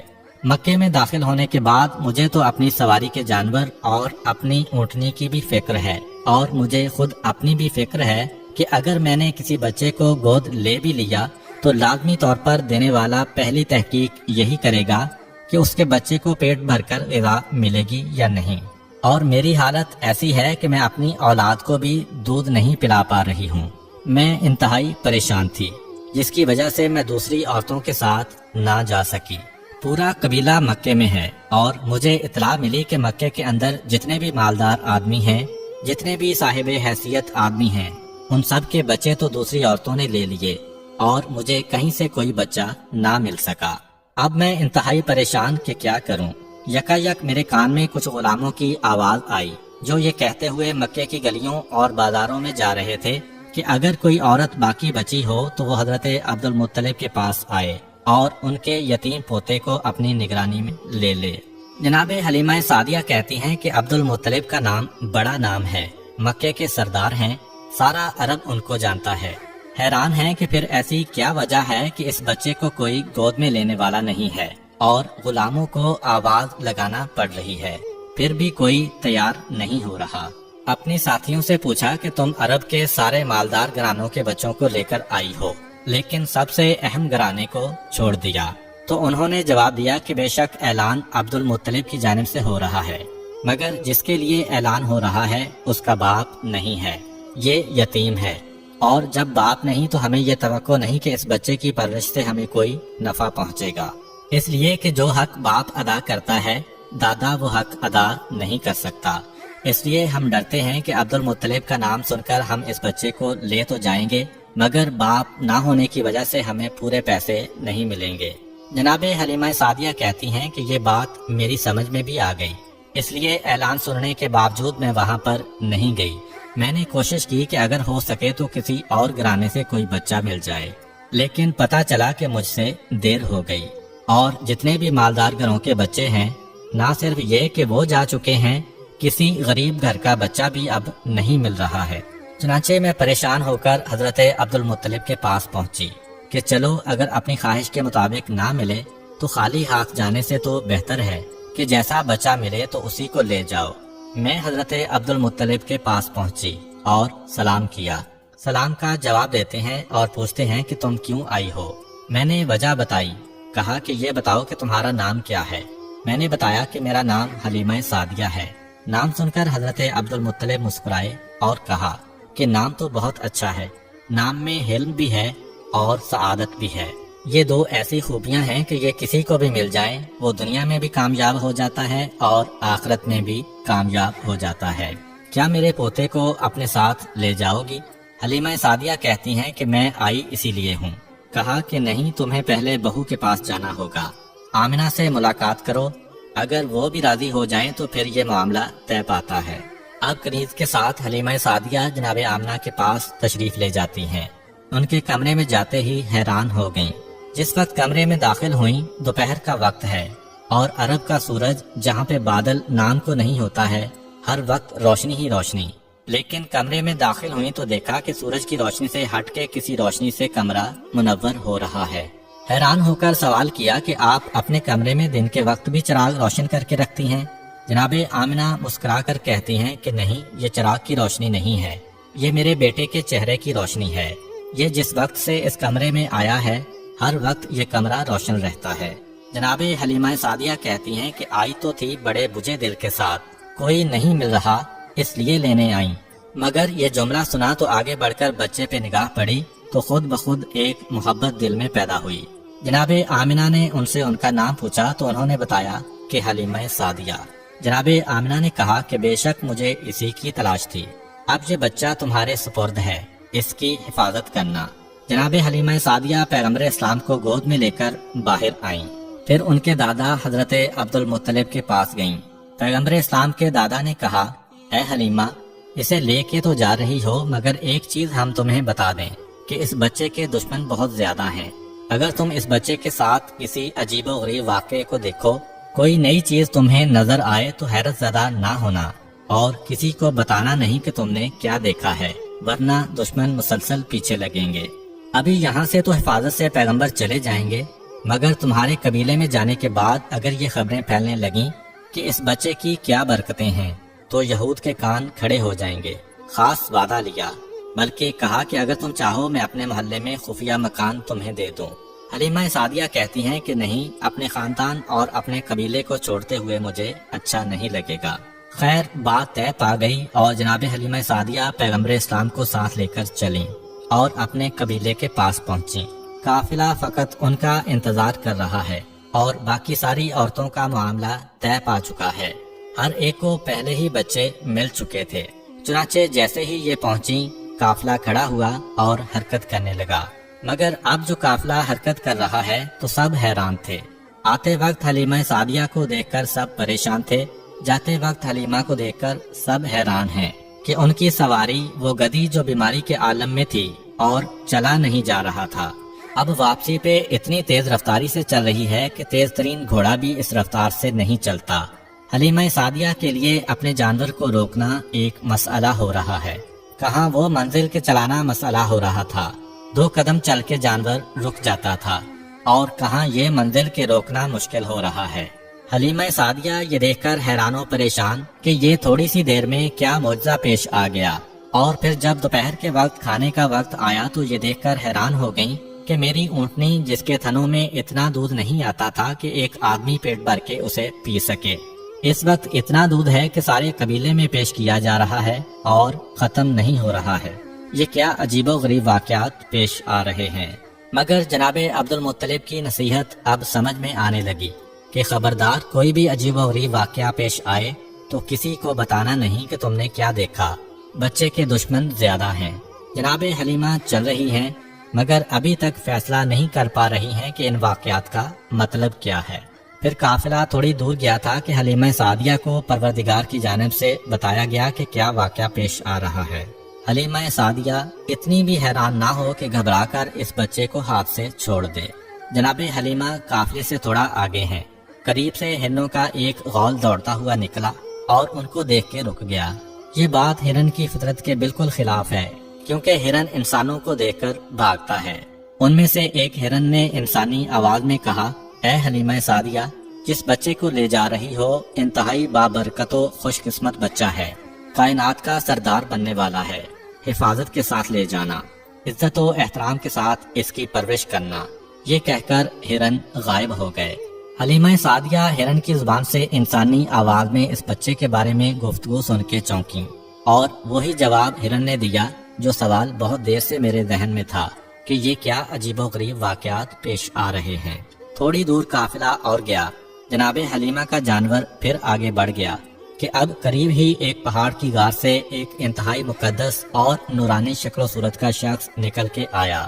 بچے پر نگاہ پڑی، بے اختیار زمین پر گر کر سجدہ شکر ادا کیا، کہا کہ اے حلیمہ سعدیہ، تم انتہائی خوش قسمت ہو کہ تمہاری گود میں پروردگار عالم کی انتہائی قیمتی امانت دی گئی ہے، اس کی پوری حفاظت اور احترام کرنا۔ یہ کہہ کر وہ شخص واپس چلا گیا۔ جناب حلیمہ کا جانور جہاں قافلے سے آگے بڑھتا ہے، کوئی نہ کوئی معجزہ پیش آ جاتا ہے۔ کبھی جانور نے بولا، کبھی کوئی بزرگ آ گئے، کبھی درخت کی شاخیں جھکیں، کبھی آسمان سے بادل کی آواز آئی۔ غرض یہ کہ پورے راستے میں مشاہدہ کیا کہ قدرت کی جتنی نشانیاں ہیں وہ اس بچے کے بارے میں پیغام دیتی جا رہی ہیں۔ جناب حلیمہ سعدیہ کو جناب آمنہ کے گھر میں اس بچے کو دیکھ کر اتنی محبت پیدا ہو گئی تھی، تو اسی وقت فیصلہ کر لیا تھا کہ پیسے ملے نہ ملیں، بچے کو مجھے لے کر جانا ہے۔ یہ جو واقعات دیکھے تو محبت اور بڑھتی جا رہی ہے۔ پھر جو واقعہ پیش آیا اس کی وجہ سے جناب حلیمہ سعدیہ اس بچے سے اور زیادہ محبت کر رہی ہیں۔ ماں ہونے کے ناطے جناب حلیمہ سعدیہ کے لیے ایک مشکل مرحلہ تھا، مگر اس مرحلے سے بہرحال گزرنا تو تھا کہ جناب حلیمہ کا ایک سینہ بالکل سوکھا ہوا ہے اور دوسرے میں اتنا کم دودھ ہے کہ اپنا بچہ پیٹ بھر کر نہیں پی سکتا۔ اب یہ بچہ تو اجرت پہ لے کے آئی ہیں، اپنے بچے کو بھوکا رکھ کے یا جانوروں کا دودھ پلا کے گزارا کرنا ہے، مگر اس لانے والے بچے کو اپنا دودھ پلانا ہے۔ یہ پریشانی تو ہے ماں کے ذہن میں کہ کس طریقے سے میں اس منزل سے گزروں گی، مگر اس وقت یہ دیکھ کر محبت حد سے زیادہ بڑھ گئی کہ جب یہ بچہ آیا، حلیمہ سعدیہ کا احسان نہیں لیا، حلیمہ سعدیہ پر احسان کیا ہے کہ جب دودھ پلانے کا وقت آیا، حلیمہ سعدیہ نے یہ چاہا کہ اپنے بائیں سینے سے دودھ پلائیں، مگر بچے نے منہ پھیر لیا، دائیں سینے کی جانب رخ کیا۔ کئی مرتبہ کوشش کی، جب یہ دیکھا کہ بچہ نہیں مان رہا تو ایک مرتبہ بچے کو مخاطب کیا، جس طرح ناسمجھ بچے سے آدمی گفتگو کرتا ہے۔ کہا کہ ٹھیک ہے، تم اپنی ضد پوری کر لو، لیکن تمہیں یہاں سے پیٹ بھرنے کے لیے کوئی چیز نہیں ملے گی۔ البتہ یہ دیکھ کر حیران ہو گئیں کہ جیسے ہی اس بچے نے سیدھے سینے کو منہ میں لیا، اس میں سے دودھ جاری ہو گیا، اور اتنی کثرت سے دودھ جاری ہوا کہ دوسرے سینے سے بھی حلیمہ سعدیہ کا اپنا بچہ جو آج تک بھوکا چلا آ رہا تھا، آج پیٹ بھر کے دودھ پی رہا ہے۔ جناب حلیمہ سعدیہ نے بچے کو ہاتھ پہ لیا۔ کتنا بابرکت بچہ ہے کہ آیا تو اپنی غذا خود لے کے آیا، اور میرے بچے کے دودھ میں کمی نہیں ہونے دی، بلکہ اسے اور بھی زیادہ دودھ مہیا کر دیا۔ پروردگار کی سنت ہے کہ اپنے حبیب پر کسی کا احسان نہیں ہونے دینا ہے، بلکہ حبیب کی وجہ سے دوسروں پر احسان ہونا ہے۔ اس مسئلے پر علماء نے یہ بات بھی کہی ہے کہ بے شک پیغمبر اسلام نے حضرت حلیمہ سعدیہ کے سینے سے دودھ پیا، لیکن دراصل اس کا انتظام اللہ تعالیٰ کی طرف سے تھا، کیونکہ اس سینے میں دودھ جاری ہوا جو سوکھا ہوا تھا۔ چنانچہ اللہ تعالیٰ نے جناب حلیمہ کے سینے کو ایک برتن قرار دیا، اور پیغمبر اسلام کو پلایا جانے والا دودھ ان کے جسم کا جزو نہیں تھا، بلکہ اللہ تعالیٰ کی طرف سے جاری کیا گیا تھا۔ اس بات سے وہ اعتراض بھی ختم ہو گیا جو حضرت موسیٰ علیہ السلام کی قوم کی طرف سے ہو سکتا ہے کہ جب حضرت موسیٰ علیہ السلام بچپن میں فرعون کے محل میں پہنچے تھے تو آپ پر سب کا دودھ حرام کیا گیا تھا، اور ان کی والدہ نے انہیں دودھ پلایا تھا، اور یہ تو انبیاء کے سردار ہیں، انہیں کیوں غیر عورت کا دودھ پلایا گیا؟ سفر تمام ہوا اور جناب حلیمہ سعدیہ اس بچے کو لے کر اپنے گھر پہنچی۔ تاریخ میں لکھا ہے کہ جب بچے کو گھر میں لٹایا گیا تو جناب حلیمہ کی سواری وہ گدی 3 مرتبہ بستر رسول کے گرد طواف کرتی ہے، اور پھر پیشانی کو زمین پہ رکھ کر انسانی آواز میں کہتی ہے کہ اے سردار انبیاء، میں آپ کی احسان مند ہوں کہ آپ کی وجہ سے میری بیماری ختم ہو گئی۔ حلیمہ سعدیہ پھر چونکی، پھر ایک معجزہ دیکھا کہ اب سمجھ میں آیا کہ یہ ذات اس جانور کی بیماری ختم کرنے کا سبب بنی تھی۔ اور پھر تو ایسے واقعات، ایسے مشاہدات مسلسل پیش آتے رہے کہ حلیمہ سعدیہ حیران ہو کر سوچ رہی تھی کہ جس بچے کو میں بادل نخواستہ اور مجبوراً لینے گئی تھی وہ میرے لیے کتنا بابرکت ثابت ہوا۔ یہ بات ذہن میں رہے کہ پیغمبر اسلام اس وقت حلیمہ سعدیہ کے گھر تشریف لائے تھے جب ان کے پورے قبیلے میں قحط تھا۔ جناب حلیمہ سعدیہ کہتی ہیں کہ ہم مکے سے اجرت میں پیسے نہیں غلہ لے کے آئے تھے، تو قحط میں انسانوں کے لیے خوراک مشکل تھی تو جانوروں کو کیا کھلا سکتے تھے، مگر پھر بھی اپنے جانوروں کو اپنے ہاتھ سے تو نہیں مار سکتے۔ روزانہ صبح کو اپنے جانوروں کو قبیلے کے چاروں طرف چرنے کے لیے بھیج دیتے ہیں، اور عجیب بات یہ ہے کہ سارے قبیلے کے جانور بھوکے واپس آ رہے ہیں۔ اگر کسی کو خوراک مل بھی گئی تو فقط اتنی کہ مرنے نہ پائیں، مگر بھوکے رہ جاتے ہیں، روز بروز کمزور ہو رہے ہیں، اور میرے جانور انہی جانوروں کے ساتھ جا رہے ہیں، لیکن وہ جب واپس آتے ہیں پیٹ بھرے ہوئے آتے ہیں، جسم فربا سے فربا ہوتا جا رہا ہے۔ سارا قبیلہ حیران ہے کہ سارے جانور ایک ساتھ ہی ایک جگہ پہ جا رہے ہیں، لیکن سارے قبیلے کے جانور کمزور ہوتے جا رہے ہیں، اور حلیمہ سعدیہ کے جانوروں کے ساتھ اتنی برکت۔ جناب حلیمہ سعدیہ کہتی ہیں کہ جب یہ بچہ میرے گھر میں آیا اس وقت میرے گھر میں بھیڑ بکریاں، اونٹ اور باقی جانور ملا کر کل 22 جانور تھے، اور جب 5 سال بعد یہ بچہ ہمارے گھر سے گیا تو ہمارے جانوروں کی تعداد 1020 ہو چکی تھی۔ پیغمبر اسلام اس گھر میں جتنا عرصہ رہے احسان نہیں لیا، بلکہ حلیمہ سعدیہ اور ان کے قبیلے پر احسان کیا ہے۔ جناب حلیمہ مزید کہتی ہیں کہ مجھے اس بچے کا کوئی کام سر انجام نہ دینا پڑا۔ جب کبھی میں ارادہ کرتی کہ آج اس کے بالوں میں کنگھی کروں اور میں یہ دیکھتی کہ اس کے بالوں میں کنگھی ہو چکی ہے، جب ارادہ کرتی کہ اس کا چہرہ دھوؤں تو دیکھتی کہ اس کا چہرہ پہلے سے دھلا ہوتا، جب کبھی یہ ارادہ کرتی کہ آج اس کا لباس بدلنا ہے تو لباس پہلے سے بدلا ہوا ہوتا۔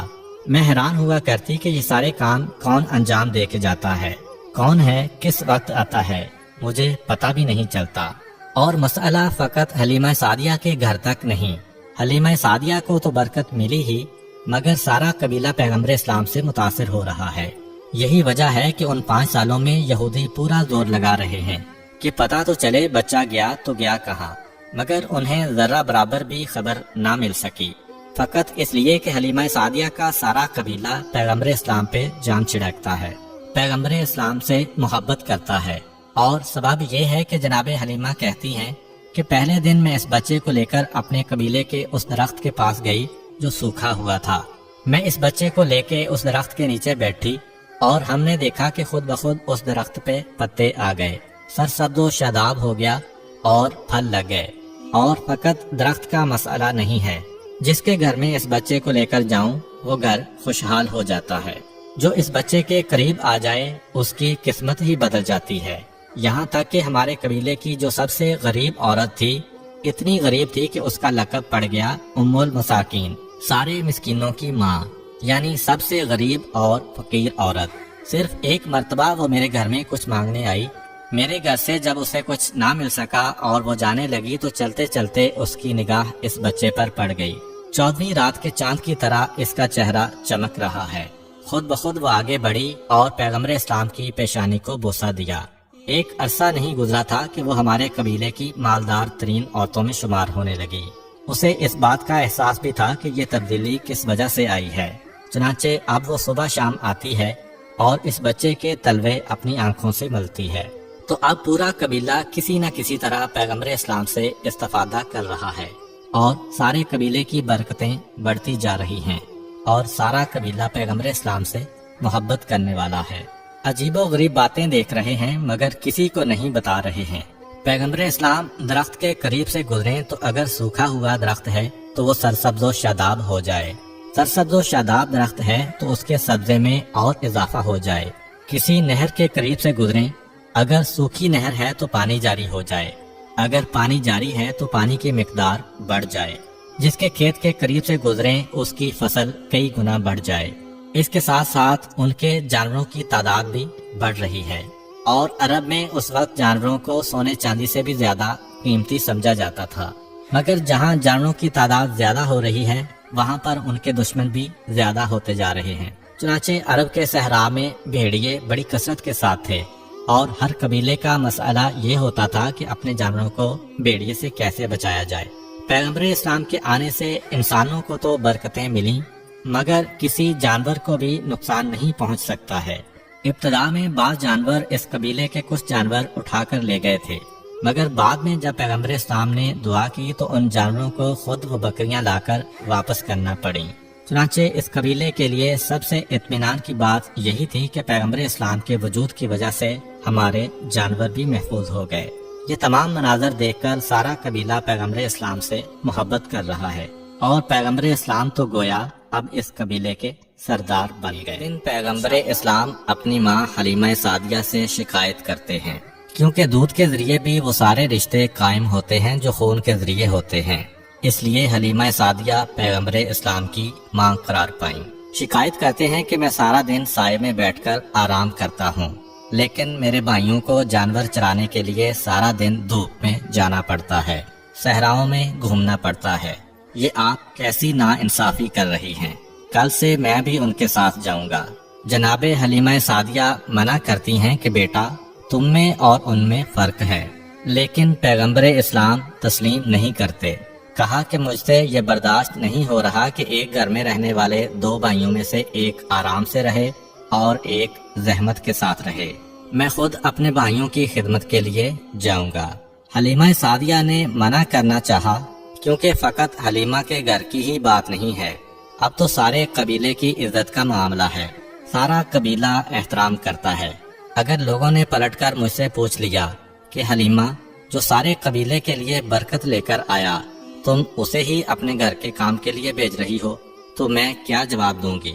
مگر پیغمبر نے اتنا اصرار کیا کہ حلیمہ سعدیہ مجبور ہو گئیں، اور اگلے دن سے پیغمبر اسلام نے آقا کی حیثیت کے بجائے برابر کے ساتھی کی حیثیت سے اپنے بھائیوں کے ساتھ جانا شروع کر دیا۔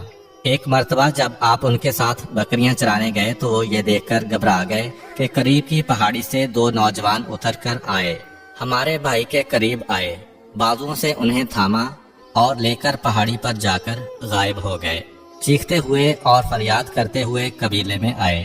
ماں سے کہا غضب ہو گیا، جو ہمارے بھائی ہیں جنہیں آپ مکہ سے لے کے آئی ہیں، پتہ نہیں کون سے دو آدمی آئے اور انہیں لے کر فرار اختیار کر گئے۔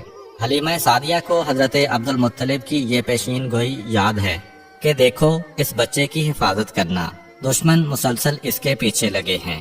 گھبرا گئیں، سارے قبیلے میں فریاد کی۔ قبیلے کے مرد و زن دوڑتے ہوئے آئے، اس پہاڑی پر چڑھنے لگے جہاں کا اشارہ کیا تھا، تو یہ دیکھ کر حیران ہو گئے کہ پہاڑی پر وہ بچہ بڑے آرام کے ساتھ اس انداز میں لیٹا ہوا ہے کہ سر پہ تاج ہے، جسم پہ شاہی لباس ہے۔ دو نوجوان دائیں بائیں بیٹھے ہوئے جسم دبا رہے ہیں، اور ایسا لگ رہا ہے کہ غلام آقا کے سامنے بیٹھے ہیں۔ سامنے سارے ہجوم کو آتے ہوئے دیکھا، ایک لمحے میں وہ لوگ غائب ہو گئے۔ پیغمبر اسلام مسکراتے ہوئے کھڑے ہوئے، جناب حلیمہ سعدیہ سے کہا کہ مادر گرامی، آپ کو پریشان ہونے کی ضرورت نہیں ہے، پروردگار عالم کی جانب سے یہ میرے محافظ تھے جو ہر لمحے میرے ساتھ رہتے ہیں، ان کے ہوتے ہوئے کوئی مجھے نقصان نہیں پہنچا سکتا۔ اب حلیمہ سعدیہ کو کچھ اطمینان ہوا۔ اس کے بعد بھی 3 مرتبہ پیغمبر اسلام اس طرح غائب ہو گئے تھے، لیکن اب حلیمہ سعدیہ کو اطمینان ہوتا تھا۔ 2 سال کا عرصہ گزر جانے کے بعد حلیمہ سعدیہ پیغمبر اسلام کو لے کر ان کے دادا سے ملانے آتی ہیں۔ ابھی مکے کے قریب پہنچی تھیں، کسی کام کے سلسلے میں خیمے سے باہر آتی ہیں۔ یکا یک اندھیرا سا چھایا، اور پھر حلیمہ سعدیہ واپس جو آئیں تو یہ دیکھا کہ بچہ غائب ہے۔ حلیمہ سعدیہ تو پریشان ہو گئیں، مگر وہاں حضرت عبد المطلب خانہ خدا کے قریب بیٹھے ہیں، مسند بچھی ہوئی ہے۔ یکا یک کان میں آواز آئی کہ آپ کا پوتا جو حلیمہ کے پاس تھا وہاں سے کھو گیا ہے۔ بس اتنا سننا تھا کہ بے چین ہو کر حضرت عبد المطلب کھڑے ہو گئے، تلوار کو نیام سے نکالا، کعبے کے پردے کو تھاما اور آواز دی کہ اگر میرا بچہ نہ ملا تو میں 1000 عربوں اور 100 قریشیوں کو قتل کروں گا۔ پھر پردہ پکڑ کے کہتے ہیں، پروردگارا، میں نے اپنے پوتے کو تیری حفاظت میں دیا تھا، تو ہی اس کی حفاظت کرنے والا ہے۔ یکا یک ایک اور آواز آتی ہے، اے عبد المطلب، گھبرانے کی ضرورت نہیں ہے، پروردگار عالم نے تمہارے بچے کو محفوظ رکھا ہے اور مکے کے قریب فلاں صحرا کے فلاں مقام پر جاؤ، وہاں تمہارا بچہ تم کو مل جائے گا۔ جناب عبد المطلب ننگی تلوار لے کے سواری کا جانور منگوا چکے ہیں، اس پر سوار ہو کر چلے اور مقررہ مقام پر پہنچے، اور یہ دیکھ کر حیران رہ گئے کہ صحرا میں ببول کا درخت لگا ہے، لیکن اس میں تازہ کھجوریں لٹک رہی ہیں۔ پیغمبر اسلام ان کھجوروں کو توڑ کے کھا رہے ہیں، اور دائیں بائیں دو انتہائی خوبصورت نوجوان کھڑے ہیں۔ حضرت عبد المطلب نے اندازے سے پہچان لیا کہ یہ میرا پوتا ہے، کیونکہ 8 دن کی عمر سے آج تک یعنی 2 سال کی عمر تک اپنے پوتے کو نہیں دیکھا تھا۔ قریب پہنچے اور پیغمبر سے پوچھا کہ تم کون ہو؟ حضرت عبد المطلب خود تو جانتے ہیں، لیکن ساتھ والوں کو بتانا مقصود تھا۔ پیغمبر نے اپنا سارا شجرہ نسب بتا دیا۔ میں محمد ابن عبداللہ ابن عبد المطلب ابن ہاشم ہوں، یہاں تک کہ حضرت آدم تک اپنا پورا شجرہ بتایا۔ سوال کیا کہ یہ نوجوان تمہارے ساتھ کون ہے؟ کہا یہ جبرائیل ہیں، یہ میکائیل ہیں، ہر وقت میری حفاظت کرتے رہتے ہیں۔ عبد المطلب نے کہا بیٹا میں تمہیں لینے آیا ہوں۔ کہا کہ میں تو خود آپ کا انتظار کر رہا تھا۔ جناب عبد المطلب اپنے ساتھ اپنے پوتے کو لے کر چلے، مکہ میں داخل ہوئے۔ اب تاریخ یہ بتاتی ہے کہ 8ویں دن کے بعد سے اب تک اپنی ماں کو بھی نہیں دیکھا، لیکن سیدھا اپنی ماں جناب آمنہ کے مکان میں داخل ہوئے۔ قریش کی ساری عورتیں جمع ہیں، جناب آمنہ رو رہی ہیں اور انہیں تسلی دی جا رہی ہے، کیونکہ جناب آمنہ کو صرف یہ خبر ملی تھی کہ آپ کا لخت جگر صحرا میں کھو گیا ہے۔ پیغمبر اسلام بالکل اس طرح سے کہ جیسے پہچانتے ہوں کہ میری ماں کون ہے، عورتوں کے ہجوم میں داخل ہوئے اور سیدھے اپنی ماں کی گود میں جا کے بیٹھ گئے۔ ساری عورتیں حیران و پریشان ہیں کہ جس نے 8 دن کے بعد سے اپنی ماں کو نہیں دیکھا، مگر کس انداز سے اور کس یقین کے ساتھ اپنی ماں کی گود میں پہنچا ہے۔ جناب عبد المطلب نے حلیمہ سعدیہ کو بلایا کہ دیکھو تمہیں اس کی حفاظت اور بڑھا دینا ہے۔ یہ اس لیے ہے کہ آج مکہ میں بعض یہودی آئے ہوئے ہیں، اگر یہ واقعہ انہوں نے دیکھ لیا تو انہیں پتہ چل جائے گا کہ یہ بچہ کہاں ہے۔ حلیمہ سعدیہ نے وعدہ کیا کہ اپنی جان سے زیادہ اس بچے کی حفاظت کروں گی۔ پیغمبر کو لے کر واپس اپنے قبیلے میں گئیں، یہاں تک کہ 5 سال گزر گئے۔ اب حلیمہ سعدیہ پیغمبر اسلام کو لے کے آتی ہیں۔ معاہدے کی میعاد پوری ہو چکی ہے۔ خود جناب عبد المطلب اور جناب آمنہ بھی اپنے لال کے فراق میں تڑپ رہے ہیں۔ حلیمہ سعدیہ کو انعام دے کر رخصت کیا گیا۔ اب پیغمبر اسلام اپنی ماں اور دادا کی آغوش میں آ گئے۔ تاریخ بتاتی ہے کہ 1 سال اپنی ماں کے ساتھ اور رہے، یہاں تک کہ رسول خدا کی عمر 6 سال کی ہوئی۔ جب رسول خدا کی عمر 6 سال کی ہوئی تو رات کو خواب میں جناب آمنہ نے اپنے شوہر عبداللہ کو دیکھا۔ ایک مرتبہ تڑپ اٹھیں، صبح آنکھ کھلی تو اپنے سسر جناب عبد المطلب کے پاس آتی ہیں اور آنے کے بعد اجازت طلب کرتی ہیں کہ میں مدینہ جانا چاہتی ہوں، وہاں پر میرے ماموں بھی ہیں اور میرے ماموں کے بیٹے بھی، اور وہیں پر میرے مرحوم شوہر کی قبر بھی ہے، میں ان کی قبر کی زیارت کرنا چاہتی ہوں۔ چنانچہ جناب عبد المطلب کی طرف سے اجازت ملنے کے بعد جناب آمنہ اپنے بیٹے اور اپنی ایک کنیز جناب ام ایمن اور سواری کے 2 اونٹ اور ضرورت کا سامان لیتی ہیں۔ یہ مختصر سا قافلہ مکے سے مدینہ کے لیے روانہ ہوتا ہے۔ سفر طے کرنے کے بعد یہ قافلہ مدینہ میں قبیلہ بنو نجار میں پہنچا۔ یہ خاندان پیغمبر اسلام کا ننیال خاندان ہے، اور یہی وہ قبیلہ تھا کہ جب حضرت رسول خدا صلی اللہ علیہ وآلہ وسلم مکہ سے ہجرت کر کے مدینہ آئے تو اس قبیلے کی بچیوں نے آپ کو خوش آمدید کہنے کے لیے مشہور و معروف قصیدہ طلع البدر علینا پڑھا تھا۔ تاریخ بتاتی ہے کہ جناب آمنہ 1 مہینے تک اس قبیلے میں رہیں، اسی مکان میں ہی ٹھہری جہاں حضرت عبداللہ کی قبر مبارک تھی۔ کچھ عرصہ وہاں گزارنے کے بعد واپسی کا ارادہ کیا، مدینے سے مکہ کے لیے روانہ ہوئیں۔ مدینے سے تقریباً 100 کلومیٹر کے فاصلے پر پہنچی کہ مقام ابوا آ گیا۔ یہی وہ مقام ہے جہاں حضرت آمنہ اتنی بیمار ہو گئیں کہ آگے سفر کرنے کی ہمت نہ رہی۔ مختصر سا قافلہ روکا گیا۔ جناب آمنہ کی بیماری بڑھتی جا رہی تھی، یہاں تک کہ جناب آمنہ کا یہیں پر انتقال ہو گیا۔ 6 سال کی عمر میں پیغمبر اسلام کو باپ کے بعد ماں کی جدائی کا صدمہ بھی برداشت کرنا پڑا۔ جناب آمنہ کو بڑے احترام کے ساتھ اس مقام پر دفن کیا گیا اور جناب ام ایمن 6 سال کے اس بچے کو اپنی گود میں لے کر مکے کی جانب واپس چلیں۔ تاریخ کہتی ہے کہ پیغمبر اسلام کو اپنی والدہ اور ان کی قبر ہمیشہ یاد رہی، اسی لیے جب صلح حدیبیہ کے لیے پیغمبر اسلام مکہ جا رہے تھے تو اس وقت اسی مقام ابوا کے قریب سے گزر ہوا۔ چنانچہ وہاں سے گزرتے ہوئے پیغمبر اسلام نے کہا کہ قافلے کا رخ موڑا جائے، مجھے اپنی ماں کی یاد آ رہی ہے، میں اپنی ماں کی قبر کی زیارت کرنا چاہتا ہوں۔ پیغمبر اسلام اپنی ماں کی قبر پر پہنچتے ہیں اور زاروں قطار روتے ہیں۔ بہرحال جناب ام ایمن 6 سال کے اس بچے کو لے کر مکہ پہنچی اور ان کو ان کے دادا حضرت عبد المطلب کے سپرد کیا۔ 118 سال کی عمر ہے جناب عبد المطلب کی، ضعیفی کا عالم ہے، لیکن پیغمبر اسلام کو اپنی کفالت میں لیا۔ 1 سال تک پیغمبر جناب عبد المطلب کے پاس رہے اور اسی سال میں وہ واقعہ پیش آیا جو ہم نے اپنی پچھلی ویڈیو میں بیان کیا تھا۔ یہودیوں نے رسول خدا کی دعوت کی اور یہ ارادہ کیا کہ حرام کھلا کر دیکھیں کہ یہ رسول ہے کہ نہیں، اور ناکام ہو گئے۔ جب پیغمبر اسلام کی عمر 7 سال کی ہوئی اور حضرت عبد المطلب 119 سال کے ہوئے، تب ایک ایسا واقعہ پیش آیا جس میں پیغمبر اسلام کے پاس کچھ ایسے تحفے آئے جو پیغمبر اسلام کی ساری زندگی پیغمبر کے ساتھ ساتھ رہے۔ وہ واقعہ یہ تھا کہ اسی زمانے میں یمن کے حاکم سیف نے مکے پر قبضہ کر لیا اور مکے کو اپنی حکومت میں شامل کر لیا۔ جناب عبد المطلب ان دنوں مکہ میں نہیں تھے۔ جب واپس آئے تو پتہ چلا کہ یہ واقعہ پیش آیا ہے۔ مکے والوں کی سلامتی عبد المطلب اپنی ذمہ داری سمجھتے ہیں۔ کہا کہ میں خود حاکم یمن سے جا کے بات کروں گا اور اسے بتاؤں گا کہ یہ خدا کا محترم شہر ہے، یہاں والوں پر نہ کوئی ٹیکس لگایا جائے نہ ظلم کیا جائے۔ اپنے ایک مختصر سے وفد کو تیار کیا اور مکہ سے یمن چلے۔ جناب عبد المطلب کی عادت میں یہ شامل تھا کہ جب کہیں جاتے تھے تو رسول خدا کو ساتھ نہیں لے کر جاتے تھے، اس لیے کہ مکہ میرا شہر ہے، یہاں پہ ہم حفاظت کر سکتے ہیں۔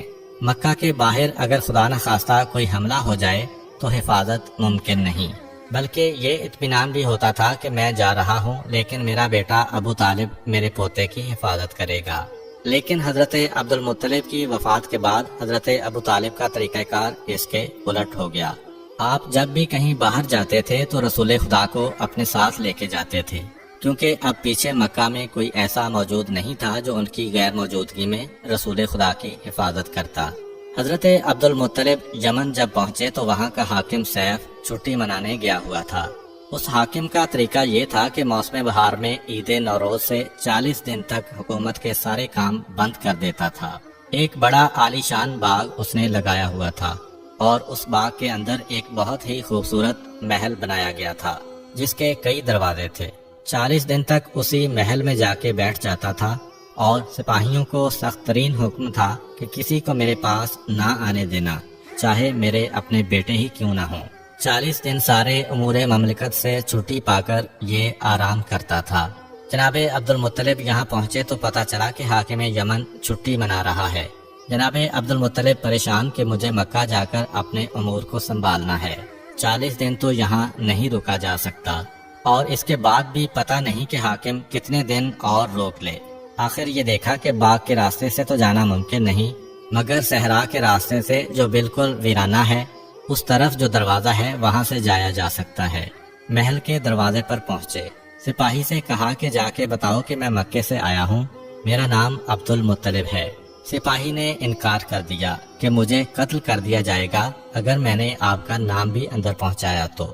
حضرت عبد المطلب نے یہ سنا تو 100 سرخ اشرفیاں اپنے تھیلے سے نکال لیں اور اس کے حوالے کی کہ یہ میری طرف سے انعام ہے اور یہ میرا وعدہ ہے کہ تمہیں کوئی نقصان نہیں پہنچے گا، اگر نقصان پہنچے تو میری ذمہ داری ہے، تمہارے نقصان کو میں پورا کروں گا۔ اب جب 100 اشرفیاں دیکھیں تو وہ بھی ایک لمحے کے لیے بھول گیا کہ کتنا بڑا خطرہ مول لے رہا ہوں۔ محل کے اندر گیا، جانے کے بعد دیکھا کہ حاکم محل کے بیچ میں بیٹھا ہے۔ کہا کہ ایک انتہائی مقدس اور ضعیف شخص مکے سے آیا ہے، آپ سے ملاقات کرنا چاہتا ہے۔ حاکم یمن سیف نے سنا، ایسا لگا کہ اسے بھی کسی آنے والے کا انتظار تھا، ورنہ یہ حاکم وہ تھا کہ جس کا حکم تھا اگر میرے بیٹے بھی میرے پاس آئے تو میں ان کو قتل کر دوں گا۔ ننگی تلوار رکھی بھی ہوئی ہے، لیکن اس وقت یہ سننے کے بعد کہ ایک اجنبی شخص مکے سے آیا ہے تو یہ سن کر کہتا ہے کہ جاؤ اسے بلا کر لاؤ۔ یہ جملہ بتا رہا ہے کہ حاکم نے مکے پہ قبضہ کیا تو اس کا کوئی مقصد تھا، اور اب غالباً اسے انتظار تھا کہ مکے سے ضرور کوئی میرے پاس آئے گا۔ سپاہی نے محل کے دروازے پر جا کر حضرت عبد المطلب سے کہا کہ آئیے۔ سپاہی خود حیران ہے، اسے یقین نہیں آ رہا۔ اب جب پیغام دے کے آ گیا تو سوچ رہا ہے کہ میں نے کتنی بڑی حماقت کر دی، مگر یقین نہیں آ رہا کہ آج کیا معجزہ ہو گیا۔ حضرت عبد المطلب کو لے کر محل کے اندر پہنچا۔ حاکم یمن محل کے اندر بیٹھا ہے، ایک پہلو میں ننگی تلوار ہے، ایک پہلو میں شراب کا جام ہے۔ جناب عبد المطلب کو آتا ہوا دیکھا، کھڑے ہو کر استقبال کیا۔ آپ کہاں سے تشریف لائے ہیں؟ جناب عبد المطلب نے کہا کہ میں مکے سے آیا ہوں اور مکے والوں کے بارے میں آپ سے کوئی بات کرنا چاہتا ہوں۔ کہا کہ آپ بیٹھ جائیے، آپ سے تو بعد میں سنوں گا، پہلے میں آپ کو کچھ بتانا چاہتا ہوں کہ میرے پاس انبیاء کے صحیفوں سے ایک علم پہنچا ہے کہ مکے میں عنقریب خدا کا آخری رسول ظاہر ہونے والا ہے، اور یہ آخری رسول جب اس دنیا میں آئے گا تو اس کے باپ کا انتقال ہو چکا ہوگا، کچھ عرصے کے بعد اس کی ماں کا بھی انتقال ہو جائے گا، اس کے بعد اس کا دادا اسے اپنی نگرانی میں لے گا۔ جب وہ دادا اسے اپنی نگرانی میں لے گا تو ایک مرتبہ وہ دادا مجھ سے ملنے آئے گا، اور میرے پاس انبیاء کی جانب سے 3 امانتیں اس رسول کے لیے رکھی ہوئی ہیں۔ میں انتظار کر رہا ہوں کہ مکہ میں وہ کون ہے جو آ کے مجھ سے یہ امانت لے جائے۔ یہ بھی یاد رکھیے کہ اس بچے کی پہچان یہ ہے کہ اس کے دونوں کاندھوں کے بیچ ایک مہر نبوت لگی ہوئی ہے جس پہ لکھا ہے لا الہ الا اللہ محمد الرسول اللہ۔ جب یہ بچہ آپ کو مکے میں نظر آئے تو آپ فوراً مجھے آ کر پیغام دیں، کیونکہ میں اس کا انتظار کر رہا ہوں۔ جناب عبد المطلب جانتے ہیں کہ یہ کس بچے کا تذکرہ ہو رہا ہے، لیکن سوچ رہے ہیں کہ کیا کہیں۔ یہ بھی نہیں کہہ سکتے کہ وہ میرا پوتا ہے، کہیں حاکم یہ نہ سمجھ لے کہ امانت کا نام سن کر اپنے آپ کو کہہ دیا، اور یہ وعدہ بھی نہیں کر سکتے کہ جب وہ بچہ آئے گا تو میں آپ کو بتاؤں گا۔ یہ بھی ایک طرح سے غلط وعدہ ہے۔ بیٹھے ہوئے ہیں۔ سیف مسکرایا، مسکرا کے کہا فقط اتنا ہی نہیں، میرا اندازہ یہ ہے کہ اس بچے کے دادا آپ ہی ہیں، اور وہ بچہ اس وقت آپ کے گھر میں پیدا ہو چکا ہے۔ جناب عبد المطلب نے کہا کہ ہاں، جو علامتیں آپ نے بتائی ہیں ان علامتوں کے مطابق تو میرا پوتا ہے، اور مجھے یہ بھی پتا ہے کہ میرا پوتا اللہ کا آخری رسول ہونے والا ہے، مجھے اس کے بارے میں سب کچھ معلوم ہے۔ سیف نے کہا کہ اچھا، کل دربار میں آپ سے ملاقات ہوگی اور وہاں پہ میں آپ سے تفصیلی بات چیت کروں گا۔ جناب عبد المطلب رخصت ہو کر باہر آ گئے، اور یمن میں جس جس کو یہ اطلاع ملی سب نے ایک مرتبہ حیرت کے مارے دانتوں میں انگلیاں دبا لیں۔ یہ کیسے ممکن ہے کہ ان دنوں میں کوئی آدمی جائے اور زندہ واپس آ جائے؟ اور اس سے زیادہ حیرت اگلے دن ہوئی کہ 40 دن سے زیادہ حاکم شہر والوں سے کٹ جاتا تھا، لیکن اب محل سے باہر نکل آیا۔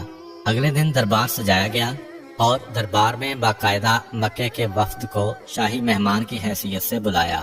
حاکم نے جناب عبد المطلب کو اپنے پہلو میں بٹھایا اور سارے وفد میں بھاری انعامات تقسیم کیے۔ اب جناب عبد المطلب انتظار کر رہے ہیں کہ اب وہ امانتیں کب ملتی ہیں۔ حاکم نے کہا کہ راز کی بات ہے جو میں دربار میں سب کے سامنے نہیں کہہ سکتا، شام کو آپ میرے محل میں آئیے، جب آپ کو رخصت کیا جائے گا تو یہ امانتیں آپ کو دے دی جائیں گی۔ اب حضرت عبد المطلب کو انتظار ہے۔ شام کا وقت آیا، حضرت عبد المطلب شام کو محل میں گئے تو حاکم یمن نے 3 جانور پیش کیے، کہا کہ یہ 3 جانور میری طرف سے آپ کے اس پوتے کے لیے تحفہ ہے کہ جو اللہ کا آخری رسول ہونے والا ہے، اور اگر میں زندہ رہا تو یقیناً اس کی مدد کروں گا۔ حاکم یمن ایک اونٹنی، ایک خچر اور ایک گھوڑا تحفے میں پیش کرتا ہے۔ یہ اونٹنی تاریخ اسلام میں بڑی اہمیت رکھتی ہے، کیونکہ پیغمبر اسلام نے جو اپنا آخری خطبہ دیا تھا وہ اسی اونٹنی کے اوپر سوار ہو کر دیا تھا، جو حاکم یمن کی طرف سے رسول خدا کو ملی تھی۔ یہ تینوں جانور پیغمبر اسلام کے ساتھ مدینے میں بھی تھے۔ چنانچہ تاریخ بتاتی ہے کہ جب پیغمبر اسلام ہجرت کر کے گئے تو حضرت علی علیہ السلام کو بستر پہ سلایا گیا، اور ایک اور ذمہ داری آپ کے سپرد کی گئی کہ خاندان بنی ہاشم کی جو عورتیں ہیں جنہیں رسول خدا اپنے ساتھ لے کر نہیں گئے تھے، انہیں اور ان جانوروں کو اور خاندانی تبرکات کو لے کے مجھ سے مدینے میں ملاقات کرنا۔ تو یہ پیغمبر اسلام کے پاس وہ تحفے تھے کہ جو حاکم یمن کے ذریعے ان تک پہنچے اور آخری وقت تک پیغمبر کی خدمت میں رہے۔ حاکم یمن نے بتایا کہ یہ گھوڑا پروردگار عالم کی جانب سے ایک معجزے کے نتیجے میں وجود میں آیا، اور اس اونٹ کے بارے میں بھی روایت ہے کہ یہ خاص الخاص تحفہ پیغمبر اسلام کے لیے بنایا گیا۔ حاکم نے تینوں جانوروں کے بارے میں بتایا کہ اس اونٹنی پر میں اگر 6 مہینے بھی سفر کروں تو یہ تھکتی نہیں ہے اور اپنے سوار کو پریشان نہیں کرتی۔ گھوڑا ایسا بابرکت ہے کہ میں جس جنگ میں بھی اس پر سوار ہو کر گیا کبھی مجھے شکست نہیں ہوئی اور میرے قدم پیچھے نہیں ہٹے۔ خچر ایسا ہے کہ اس کے اوپر سوار ہو کر اگر تفریح کی جائے تو انسان کی تفریح کا لطف دوبالا ہو جاتا ہے۔ یہ خاص الخاص 3 تحفے ہیں، یہ آپ اس سال اپنے ساتھ لے جائیں۔ آئندہ سال جب آپ تشریف لائیں تو ایک اور اہم ترین راز ہے جو انبیاء کے صحیفوں میں ہے اور میرے سینے میں محفوظ ہے۔ میں وہ آپ تک پہنچاؤں گا تاکہ آپ پھر اپنے خاندان والوں کو یہ راز بتائیں۔ اپنے پوتے کی حد سے زیادہ حفاظت کریں۔ آئندہ سال مجھ سے ضرور ملاقات کریں اور میرا یہ عقیدہ سنتے جائیں کہ میں آپ کے پوتے کی نبوت پر ایمان لا چکا ہوں اور اگر زندہ رہا تو تلوار نکال کر ان کی مدد کروں گا۔ حضرت عبد المطلب کو خدا حافظ کہا۔ حضرت عبد المطلب انتہائی خوشی کے عالم میں واپس آ رہے ہیں۔ مکہ کے قریب پہنچتے ہیں۔ ایک مرتبہ مکہ والوں کو پتہ چلا کہ ہمارے سردار حاکم یمن سے بات چیت کر کے آ رہے ہیں۔ سارا مکہ استقبال کے لیے نکلا۔ پیغمبر اسلام ساتھ ہیں، مگر راستے میں ایک جگہ پتھر پر بیٹھ گئے اور مکے والے آگے بڑھ گئے۔ جیسے ہی یہ استقبالیہ ہجوم حضرت عبد المطلب کے پاس پہنچا تو حضرت عبد المطلب نے کسی کو نہیں دیکھا۔ پہلا سوال کیا کہ میرا پوتا کہاں ہے؟ اب لوگ ایک دوسرے کو دیکھ رہے ہیں۔ پتہ چلا کہ وہ تو راستے میں ایک جگہ آرام کے لیے بیٹھ گئے تھے۔ ہم آگے نکل آئے۔ جناب عبد المطلب نے کہا کہ میں کسی سے ملاقات نہیں کروں گا جب تک کہ اپنے عبداللہ کی نشانی کی زیارت نہ کر لوں۔ سب کو ہٹا کر آگے بڑھے اور خود پیغمبر اسلام کے پاس پہنچے۔ کہا کہ یہ 3 تحفے میں تمہارے لیے لایا ہوں۔ پیغمبر اسلام نے انتہائی خوشی کے ساتھ ان تحفوں کو قبول کیا۔ حاکم یمن کو دعا دی اور اس کے بعد ساری زندگی یہ تحفے پیغمبر کے ساتھ ساتھ رہے۔ یہ پیغمبر اسلام کی عمر کے 7ویں سال کا واقعہ ہے۔ 1 سال گزرا، پیغمبر اسلام 8 سال کے ہو گئے۔ اسی دوران مکہ میں قحط پڑا اور ایسا قحط کہ لوگ دانے دانے کو محتاج ہوتے جا رہے تھے۔ حضرت ہاشم کی ایک پوتی تھی، یعنی پیغمبر اسلام کی رشتے کی پھوپھی۔ انہوں نے ایک مرتبہ خواب میں یہ دیکھا کہ جب تک تم عبداللہ کے یتیم کے ذریعے سے دعا نہیں مانگو گے اس وقت تک مکہ والوں کی پریشانی دور نہیں ہو سکتی۔ خاندان بنو ہاشم کے لیے تو یہ کوئی مسئلہ ہی نہ تھا۔ اگلے دن یہ خواب جب مکہ میں پھیلا تو سب تیار ہو گئے۔ پیغمبر اسلام کو آگے آگے لے کر چلے اور مکہ کے باہر جا کر پیغمبر نے دعا مانگی۔ بارش تو ہوئی مگر ابو جہل وغیرہ جو پہلے ہی سے حسد کے مارے تڑپے جا رہے تھے کہ سارے اعزازات اس خاندان کو مل رہے ہیں، ایک مرتبہ ان کے حسد میں اور اضافہ ہوتا چلا گیا۔ 8ویں سال میں پیغمبر اسلام کو ایک اور صدمہ برداشت کرنا پڑا۔ 8 سال اور 8 مہینے پیغمبر اسلام کی عمر ہے۔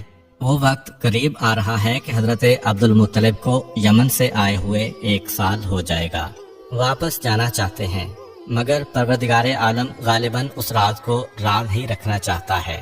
خدا جانے حاکم یمن کیا بات کہنا چاہتا تھا، کیونکہ اس سے پہلے کہ حضرت عبد المطلب یمن جاتے حضرت عبد المطلب بیمار پڑے اور مکہ میں ہی آخری وقت آ گیا۔ حضرت عبد المطلب کی حالت بگڑتی جا رہی تھی، یہاں تک کہ خاندان کے لوگوں نے طے کیا کہ حضرت عبد المطلب کو خانہ خدا کے قریب منتقل کیا جائے۔ چنانچہ جناب عبد المطلب کو خانہ خدا کے قریب لایا گیا اور ان کے لیے ایک مسند کو بچھایا گیا۔ حضرت عبد المطلب کو اس پر لٹا دیا گیا۔ خانہ خدا کے دروازے کے قریب حضرت عبد المطلب انتہائی بے چینی سے چاروں طرف دیکھ رہے ہیں، جیسے کسی کو تلاش کر رہے ہوں۔ پیغمبر اسلام بھی پیچھے پیچھے آ رہے تھے۔ جب یہاں پہنچے تو سیدھا آگے بڑھ کر اس مسند پر قدم رکھا۔ ابو لہب جو رسول خدا کا چچا تھا، اس نے سوچا کہ موقع غنیمت ہے، آگے بڑھ کر پیغمبر اسلام کو روکا حضرت عبد المطلب جو غشی کی حالت میں ہیں، ایک مرتبہ آنکھیں کھولیں، چاروں طرف دیکھا، ایسا لگا کہ کسی کو ڈھونڈ رہے ہیں۔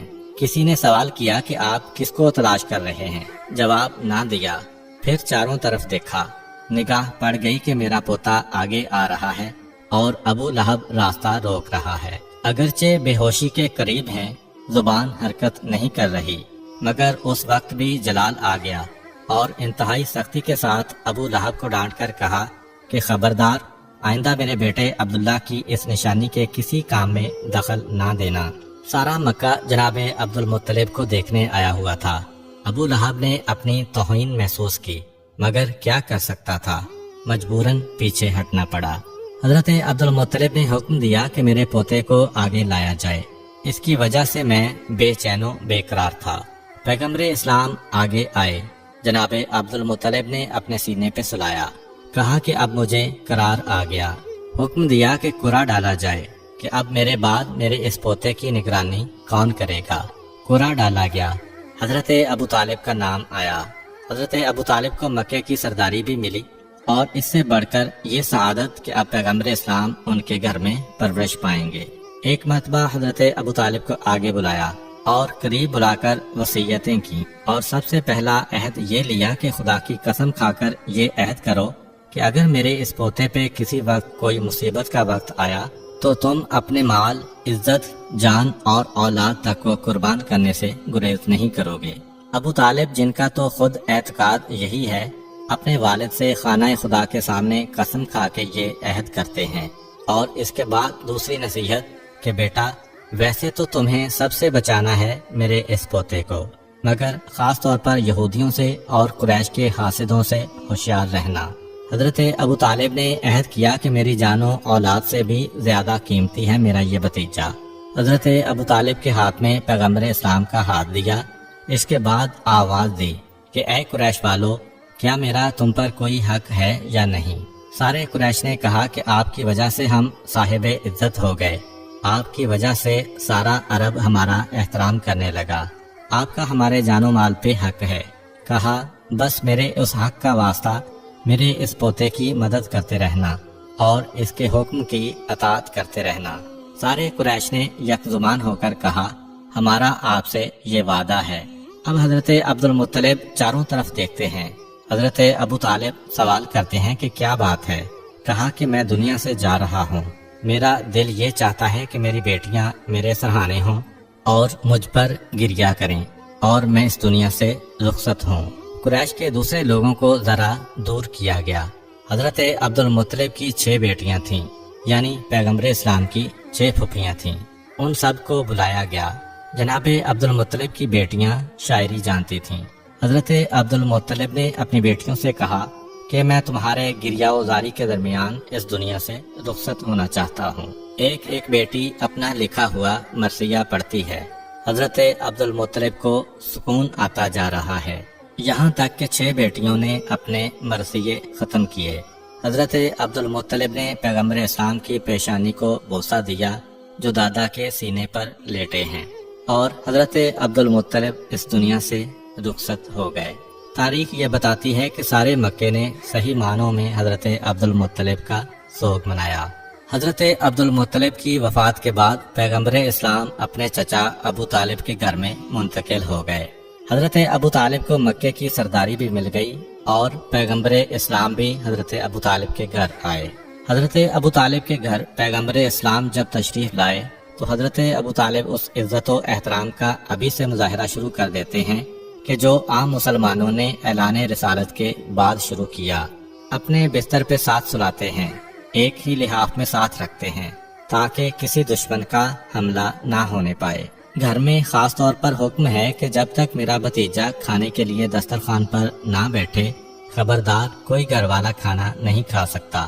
سارے کا سارا کھانا پیغمبر اسلام پر منحصر ہے، یہاں تک کہ تاریخوں میں ہے کہ اگر کسی دن پیغمبر اسلام کا کھانا کھانے کا دل نہیں چاہا تو ابو طالب کا حکم ہوتا کہ آج میرے گھر میں کھانے کا دسترخوان ہی نہیں بچھے گا، سب فاقہ کریں، یہ مجھے قبول ہے، مگر یہ برداشت نہیں کہ میرے بھتیجے کے ہاتھ ڈالے بغیر کسی کھانے کو استعمال کیا جائے، کیونکہ جب میرا بھتیجا کسی کھانے میں ہاتھ ڈالتا ہے یا مس کرتا ہے تو برکت ہی برکت ہو جایا کرتی ہے۔ ادھر ابو طالب کے یہ احکامات ہیں، ادھر ان کی زوجہ محترمہ جناب فاطمہ بنت اسد بھی کہتی ہیں کہ میں نے مسلسل معجزات پہ معجزات دیکھے۔ فرماتی ہیں کہ ہمارے گھر میں کھجور کا ایک سوکھا ہوا درخت تھا۔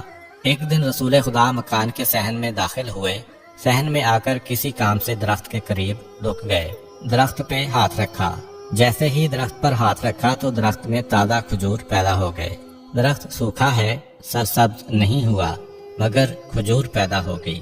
جناب فاطمہ کہتی ہیں کہ اب کے بعد اس درخت کا یہ طریقہ ہو گیا کہ دن میں کم سے کم ایک مرتبہ اس میں کھجوریں ضرور آیا کرتی تھیں، اور میں ان کھجوروں کو توڑ کر اپنے گھر والوں کو کھلایا کرتی تھی۔ ایک دن ایسا اتفاق ہوا کہ اس کھجور کے درخت نے ناغہ کر دیا اور کھجوریں نہیں دیں۔ اب پریشان، کیونکہ عادت پڑ گئی تھی۔ تھوڑی دیر بعد میرا بھتیجا مکان میں داخل ہوا۔ میں نے اس سے ایک طرح کی شکایت کی کہ اس درخت کو کیا ہو گیا ہے، اس نے کھجوریں دینا بند کر دی ہیں۔ اتنا سننا تھا کہ میرا بھتیجا آگے بڑھا اور درخت کے قریب پہنچا۔ جناب فاطمہ بنت اسد فرماتی ہیں کہ میں نے دیکھا کہ درخت کی شاخیں جھکیں، پیغمبر اسلام کے چہرے کے قریب آئیں۔ پیغمبر اسلام نے اسے کچھ کہا تو اس میں تازہ کھجوریں آ گئیں، اور میرے بھتیجے نے کہا کہ چچی اب اس کے اندر کھجوریں نہ ہونے کی کبھی آپ کو شکایت نہیں ہوگی۔ بس یہ کہہ کر میرا بھتیجا تو آگے بڑھ گیا۔ میں نے ایک مرتبہ اپنے ہاتھ اٹھائے، پروردگارا اتنا بڑا مقام ہے میرے بھتیجے کا، اس کا واسطہ تو مجھے ایک ایسی اولاد عطا فرما جو اسی کی مثل ہو اور ہمیشہ اس کا ساتھی بن کر رہے۔ جناب فاطمہ بنت اسد کہتی ہیں کہ جب میرے گھر میں میرا چوتھا بیٹا پیدا ہوا جس کا نام ہم نے علی رکھا تو مجھے یقین تھا کہ یہ ضرور اس دن کی دعا کا نتیجہ ہے جو میں نے پیغمبر اسلام کے معجزے کو دیکھ کر مانگی تھی۔ اب پیغمبر اسلام اس گھر میں اس انداز سے رہ رہے ہیں کہ ابو طالب باپ جیسی محبت دے رہے ہیں، اور فاطمہ بنت اسد واقعاً ماں بن کر پیغمبر اسلام کی پرورش کر رہی ہیں۔ امید کرتا ہوں کہ آپ کو آج کی ویڈیو اچھی لگی ہوگی۔ اگر آپ کو ہماری ویڈیو اچھی لگی ہے تو ویڈیو کو لائک کریں، اور مزید اس طرح کی ویڈیوز دیکھنے کے لیے ہمارا چینل سبسکرائب کر لیں۔ ملتے ہیں نیکسٹ ویڈیو میں، اجازت دیجیے، اللہ حافظ۔